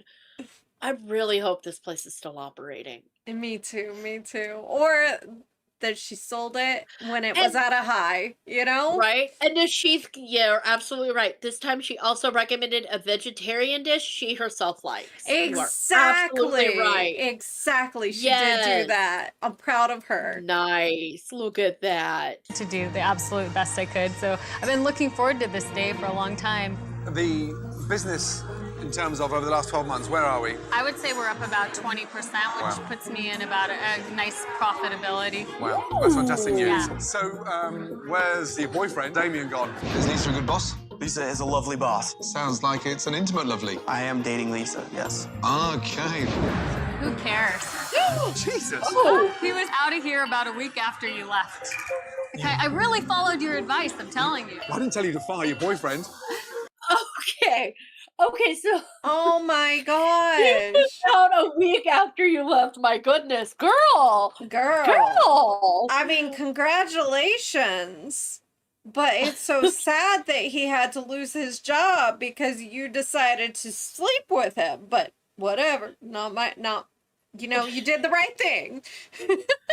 Looks like he's not managing her anymore. Did the right thing. Girl bossing, man. Okay. She's doing good. Kind of. But, did I? It was a great thing, amazing thing. I would never date an employee again, ever, Good. never. Let's go back 12 months. Worst moment. The dust. Are you interested in being served dinner with that filth dripping in your food? Does anyone who eat now? I think you're a jerk. Did you really hate me that much? I really hated you that much. I really did. I wanted On a scale of 1 to 10, what is 10, 11 10, maybe. 11. Yeah. Wow. Yeah. So low. That's amazing. I know. You're amazing because somehow you turned me around. Now I love you. Aww. Sorry. I Listen, guess don't excuse let me me stop for you. a We need moment. you in The fact that you're running the a business, kitchen. Look I'm so at happy. that. I've taken definitely more of a leadership role, especially in the kitchen. I feel Oh my like God, more they're still there. No. But maybe they're actually doing their job now. Okay. Like, it has been a year. Things are Don't doing better. care. I do not I know care. they walked out. I know. They walked out, but she can grow. Maybe they can too. No. I don't like them. Honestly, if somebody ever did that to me, they you know what? I'll just keep my words to myself as to what I would do. comfortable walking back and talking to Louise and making sure it's done right. Can I just say, it's shiny here. It is, Huh? isn't it? You want to bring the customers back now? I don't want to bring the customer. I want to bring out my white glove. Okay. I just want to. Uh-oh. Never done this before. You know that. Last time he got pissy with me. This is above food. I mean, come on. I don't think. I will say thank you, Gordon, for using a glove. It's the only time I've ever seen him actually use a glove. He literally, well, it's a white glove, so it's like a cloth glove. I too. understand, but Oh, so now it's clean. You put the glove on. He's wearing a glove for the one and only time in his life. I think it really White has glove test. affected or gone in the food. Like, How'd you know? all right, let's hope we did good. Spotless. Yay! Absolutely spotless. Well done. Since he's been gone, we have a lot of customers come in and ask about it. So I bet they gladly clean take that them lunch a back and lot. show them how clean we keep everything. I have one other thing that I have to kind of show off to you. Since you inspired my wine bar, I came out with my own Lido brand wine. You're kidding me. No. We should be Oh drinking my lunchtime. God, However, she has her own wine. oh my gosh, I love that for her. That's so amazing. Amazing. Okay, well, let's see what he thinks of it. so what is this? Special occasion. This is the Pinot Noir. That's lovely. Cheers, House honey. Pinot. Yeah. That's lovely. One more thing, I have a favor to ask of you. You're full of it today. I'm full of it today. Can you help me You got me a present? make a dish You want me to go cook for with you now? that, please? You've become demanding. I think he thought I might have been a little bit bossy or I asked a little bit too much, but, you know, he wanted me to take the reins. She is a business major, and she's really seems to be leaning into the whole wine bar thing to the point that she's know. like, she is like, now she's really using that degree. Oh my gosh. So girl. proud of her. I'm so Oh my proud. gosh. The girl boss is girl bossing. And now she's bossing around Gordon Ramsay. Oh my God. I'm so The here reins. for Let me get this. that chef's jacket you got me last time. Tonight, you, yeah, here we are on the line. That's right. Be your brilliant, brilliant. Sous chef today. You're smart in your old age. Right, let's do some pan-seared duck with a cherry mostardo sauce with chanterelles and some braised shallots. Will you grab Louise for me? How are you, Mr. Happy Man? Good to see you. Oh, he Welcome back. does look so much Duck, happier. cook it, skin side down. Now, the duck, just slice it nice and thick so the goodness stays in there. Now, sauce, scatter the cherries around. Is she just getting ideas for a new menu? New special? I have no idea. Maybe. Now, the bad news is you can't taste it. I know. I'm proud of being a vegetarian, but it did smell delicious. Who's the chief taster? Bruna! Yes! Bruna, Bruna came and tried the food. You could just tell by her face expression that it was fabulous. Amazing. Okay, so like I don't particularly like duck. I find it very gamey and greasy. Yeah. But that looked good. I imagine... So maybe it's just how duck has been prepared that I've tried. I imagine that, like, if you get somebody who actually knows how to prepare it correctly, it could be really good. Like, they could cook out the grease and, you know, make it less gamey or whatever. I don't know. Yeah. The one time that we had it recently, I didn't think they prepared it well. Yeah. Noodle Man goes, I mean, I get keeping the jacket. If Gordon gave me a rusty spoon, I'd probably have that thing in a shrine. Exactly. Fair. He could give me the used paper from his straw, and I'd be like, oh my god, I am never throwing this away. Right. This was Gordon Ramsay's straw paper, okay? This is the most important thing I've ever had in my life.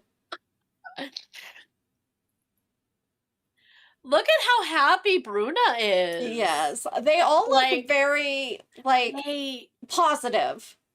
They do.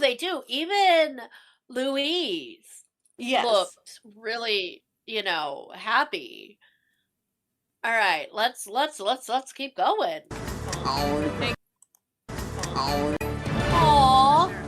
The biggest thing I've learned from Gordon is to get back in the kitchen, be confident in taking the reins of the whole entire operation of the restaurant. I'm very thankful. Darling, keep up the good work. Thank you. I want to give you a token here. You're giving me a present? Yes, our single vineyard Pinot. Bottle of The wine. experience overall was priceless, and I'd do it again in a heartbeat. Thank you for everything. Yes, well done. Take care. Thank you. Aww. Bye. Wow, it's like night and day in there. And Lisa's gone from an immature kid to a very savvy businesswoman. And if she can turn a business around and increase sales by 20% in the midst of a recession, then trust me, sky's the limit for Lido's. Beautiful. Oh my Vodka gosh. Raton, Florida. Okay.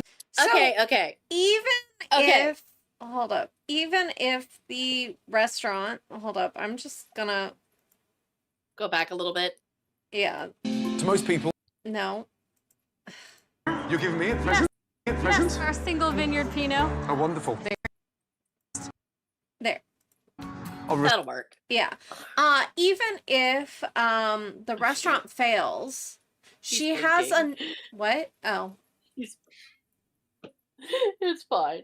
But she can turn a business. Okay.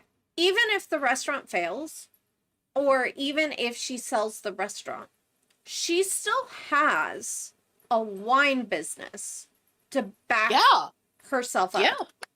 Absolutely. And also she has a wine business to help support the restaurant as well on years that it's not doing so great. Just saying. You're So absolutely smart. right. Yeah, so smart. So, guys, it's still open. Oh my gosh, it's still open. I knew she could do it. It is still open. So, I'm going to skip what was this stuff that we just saw. But she has also expanded into the Lido brand wine, private dining, and catering. The restaurant hosts a number of events, including wine tasting. It's still open. It continues to be very successful. Yelp reviews are good with positive comments on the food. They have a website. And in 2017, she and her partner, Levi, so she has somebody else, opened Playa Hermosa Fish and Oyster Restaurant. So in 2017, she opened another one. She opened a second one. Oh, She good opened for a second one. Lisa. So, like, guys, this episode aired in March of 2010, and it was filmed in July of 2009. I'm like, guys, it's still open. Like, it's still open. So some of the comments are like calling her a whiny princess. No. But actually every restaurant, regardless of how perfect the location, can be crushed very easily. Only people that never actually worked in the industry think that it's some kind of works on its own restaurant. Okay, whatever. I'm impressed how the boyfriend stepped up and started cleaning while she was sobbing in the bathroom for an hour. Precious Land couldn't get her hands dirty. Rude. Um, Any updates on the chefs? That's like the only thing I care about. No, but this person says that they dated Lisa in college for 8 months. She's a really sweet girl. She was never overly emotional. I'm sure the stress from everything on the show, the state of the restaurant at the time. I'm glad to see it's still open and she's doing well. Oh, that's good. So like I'm glad to see that confirmed. Her wait staff said something similar about her not being emotional during that part. I think it most certainly was the stress. Um A lot of people are bad-mouthing her, That's so calling her a sad. princess, but this one says she may have started a princess, but she is one of the only owners up to that point in the show that seemed to have show a genuine interest in what was going on. She also took an active role in the cooking process. She really changed, and it was for the better. Interesting how when an owner does that, the place thrives and is still open to this day. Exactly. She really, Um, really stepped up. Yeah, she yeah, really stepped up and improved herself and listened yes. and learned. Like this one goes, I just want to point out that she may be a princess, but she still listened 10,000 times better than 90% of the blockhead and ignorant owners that the show has had that go back Exactly. to their old ways. I agree with that. She can't handle criticism. I mean, I think it was just a lot of stress. Too many. I love how through her success and inspirational speeches to the chef, she proved femininity is not at odds with the opposite of taking charge. Too many people out there think you have to change your personality in order to be a leader, act like a man, act older, act more white. I don't know about that. Prejudice can be the example we've been given. On the other hand, she has really loyal staff. They know that place is more than just her and that boss. I love how Ramsey tapped into her student persona since she's really good at that and had pride in it and it's an open-minded, growth-centric mentality that worked. I'm very surprised. A young vegetarian who never looked at her own kitchen runs a restaurant. Um, looking Okay. at the revisited episode, I'm still Scott's a superhero. Um, I'm trying to see if there's anything on the things. Well, I think they would have Um, mentioned it by now. yeah, there doesn't seem to be any. But like, guys, I can seriously like there's a link to the website in this Yeah. whole thing. And like, nope, they do delivery pickup. So it looks like they've got Italian California fresh cuisine. Ooh. Um, so their menu, they still have the flatbread thing going on. They have a baked eggplant roll, Ooh, that sounds good. some steamed mussels and clams, fried calamari, Lido summer rolls, Hawaiian style ahi poke, short rib ravioli. They've got like some actually very interesting sort of sounding things. The artisan cheese plate. Oh my god, what goes better than wine with a cheese plate, I right? know. So smart. Uh, Butternut squash ravioli. Ooh, that sounds good. They have their flatbreads. Um, they got salads, their menu looks like a really good, solid menu. They got pasta. They got potato gnocchi. Uh, they got like a seafood combo. They got like this Italian sausage lasagna thing going on. Filet mignon rigatoni. Oh, that sounds good too. It's wild mushrooms, spinach tossed with a gorgonzola cream sauce. Oh my gosh, this food actually sounds amazing. And of course, they got chicken parmesan because, you know, chicken parmesan is amazing. Uh, oven roasted duck. Yup. Oh. So, and they got eggplant parmesan as well. So like, guys, this like looks like the website looks great. It's clean. Um, like it's a good thing. It's got events. So upcoming events are Valentine's Day at Lido's. There's a virtual so they have a Valentine's Day thing at Lido's. They also do like virtual wine tasting.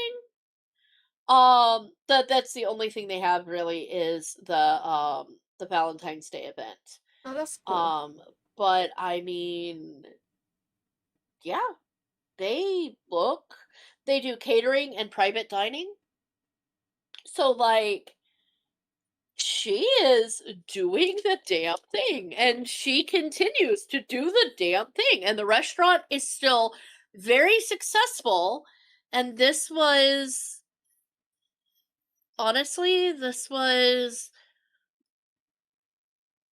in 2009. So this would have been what 16-ish years ago? Yeah. So that means she would have been owning this restaurant for like 21 years, give or take. Good for her. Honestly, Yeah. Honestly, such an inspiration. And she is so much more forgiving and than I ever would be because those chefs would not be in that kitchen. But maybe she took the lesson of her hiding in the bathroom and it was like maybe they needed a minute too because they also got really overly stressed and was like, you know, if I can change and grow from this, so can they. Yeah, I guess that is a good life lesson to go with. Yeah. Like I know that like you can be really tough love kind of thing. I can be tough love. Yes, yes, I can be. Yes, you can be very tough love. And honestly, sometimes I as a person need that. You know, but like I am so incredibly impressed by her. Um and like the way she just stepped up and the way she just was like, "Hey, we're going to go in the kitchen and we're going to cook together." And like the fact that like and then she took what Gordon made and put it on her. She's so smart for that, honestly. She's so smart. She's so smart for that. I love that. The menu sounds absolutely amazing. Actually, I'm curious if there were anything that you would consider specials on that menu.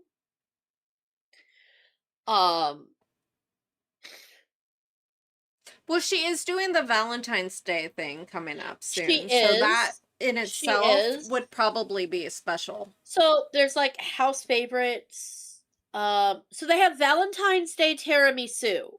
So that is something that is like obviously more of like a Valentine's Day special kind of thing. Yeah. So they do seem like they are doing like specials and all that. This one is really nice because like so many times you get to the well, you know, let's find out what happened and it's like well, also so many times these restaurants fail because time just happens, you know? that's true. Like the Zeke's, I think it was. Yeah. where I think it was Zeke's, where he actually did like take things to heart. He was another owner that literally did take things to heart. I think it was just that his wife got sick with Sick. cancer. Yeah, and they had And to so sell it.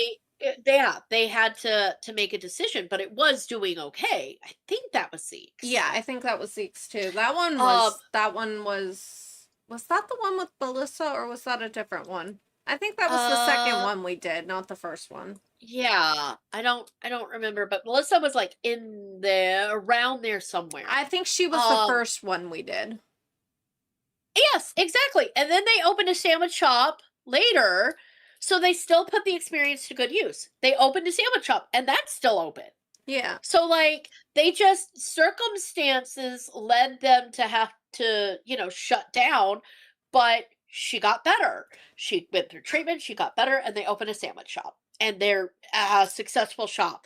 And Mama Sherry, she did that big restaurant and it got to be too much, but she's doing YouTube videos. She has like sauce lines or something, if I remember correctly. And honestly, this one is Um, just so wholesome and I really love the fact that she's kind of just she's got her restaurant, but she's also got this wine business and honestly her doing virtual tastes as well is also a really cool idea, especially considering, they made it past 2020. So many Exactly. restaurants didn't make it past 2020. And I'm sure that we're gonna run into one at some point that is like, well, they were thriving up until 2020 happened, and then I after think 20 we've already run into one that was have thriving up we? until 2020 and then they closed down, but I don't remember which one it was. But I I don't do remember recall either. us talking about how they closed down in 2020. So Nashith goes, Mama Sherry is someone who's great at cooking, but not at restauranting. So her becoming a YouTube chef is perfect. I Yes. agree. And like, I mean, sure, she's successful and she's doing great and business is thriving, but how unique is her menu concept? Here's looking at you, Sebastian. So like, honestly, I am so glad you recommended this one to Sheath because this has been absolutely great. And you were right. We needed to watch the revisit before we did anything Yeah. because, It's really like, nice to see one that is successful because it's sometimes discouraging to see like this glimmer of hope that it can be successful and then you find out that they've fallen off of they, everything that Gordon has taught them, or they did a really good job but then like the recession hit or something happened that like they yeah, had to close down and then that's discouraging. So it was so yeah. nice to see one that actually succeeds and is doing great, and And it's still is still thriving thriving. today. Exactly. Noodle Man goes, I love the drama, but ones like this are a good palate cleanse nowadays. Yes, I exactly. completely agree. And considering it's been a while since we've actually done a Kitchen Nightmare. a reacts, this one was really nice. Yeah, it's been a while since we've done a Kitchen Nightmare. This was really great. I enjoyed this. Yeah. I had like, guys, this was great. Do you want to do our outro? Yeah, we could go ahead and do our outro. Okay. So everybody, this has been Lido's. Yep. And she went from a very unskilled well, not unskilled, but she went from a very naive, unprepared business owner to a successful business owner that is still thriving today. She had no managerial skills and now she has managerial all skills. of them. It was so great to see. So I think we should go ahead and leave that off here. And like, I'm gonna just give her like a round of applause. Honestly, because so wonderful. like that makes me so happy.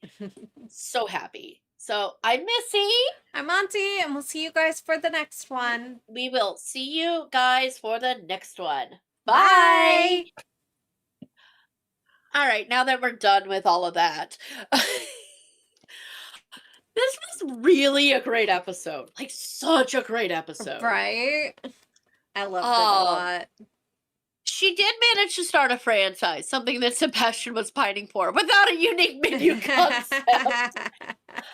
Like, not only that, she's now got 2 restaurants? Yeah, she Like, has 2 what? restaurants and She's a got wine business. And a wine business. She's Like, she thriving. She branched into her own wine business, guys. That's amazing. That is really amazing. And you know what would be even cooler? Is if Gordon is like, hey, we have this wine in my restaurant. It's okay. I have permission. I know who does it. She is a full-on entrepreneur. And she Yeah. did like she completely turned everything around. Yes, she did. And like she took the lessons that Gordon taught her fully to heart. And that is so refreshing to see. Yes. From what you understand, both she and her husband are restaurant owners. Oh, Okay. I love that for her. Because it did say that she and her partner opened one up in 2017. They opened up another restaurant. So She didn't that just makes have sense. one restaurant during 2020. She had 2 restaurants and She a did. wine business to survive. Yeah. Yeah. They had 2 of them, you know. And I love that, guys. Like that makes me so happy. Yeah. Like seriously. This was a good episode. It was This a good one definitely left me episode. with like warm fuzzy feelings. It gave you warm fuzzies. Yes. That would have been the highest honor if she had gotten her wine into his restaurant, right? Right. That would have been so cool.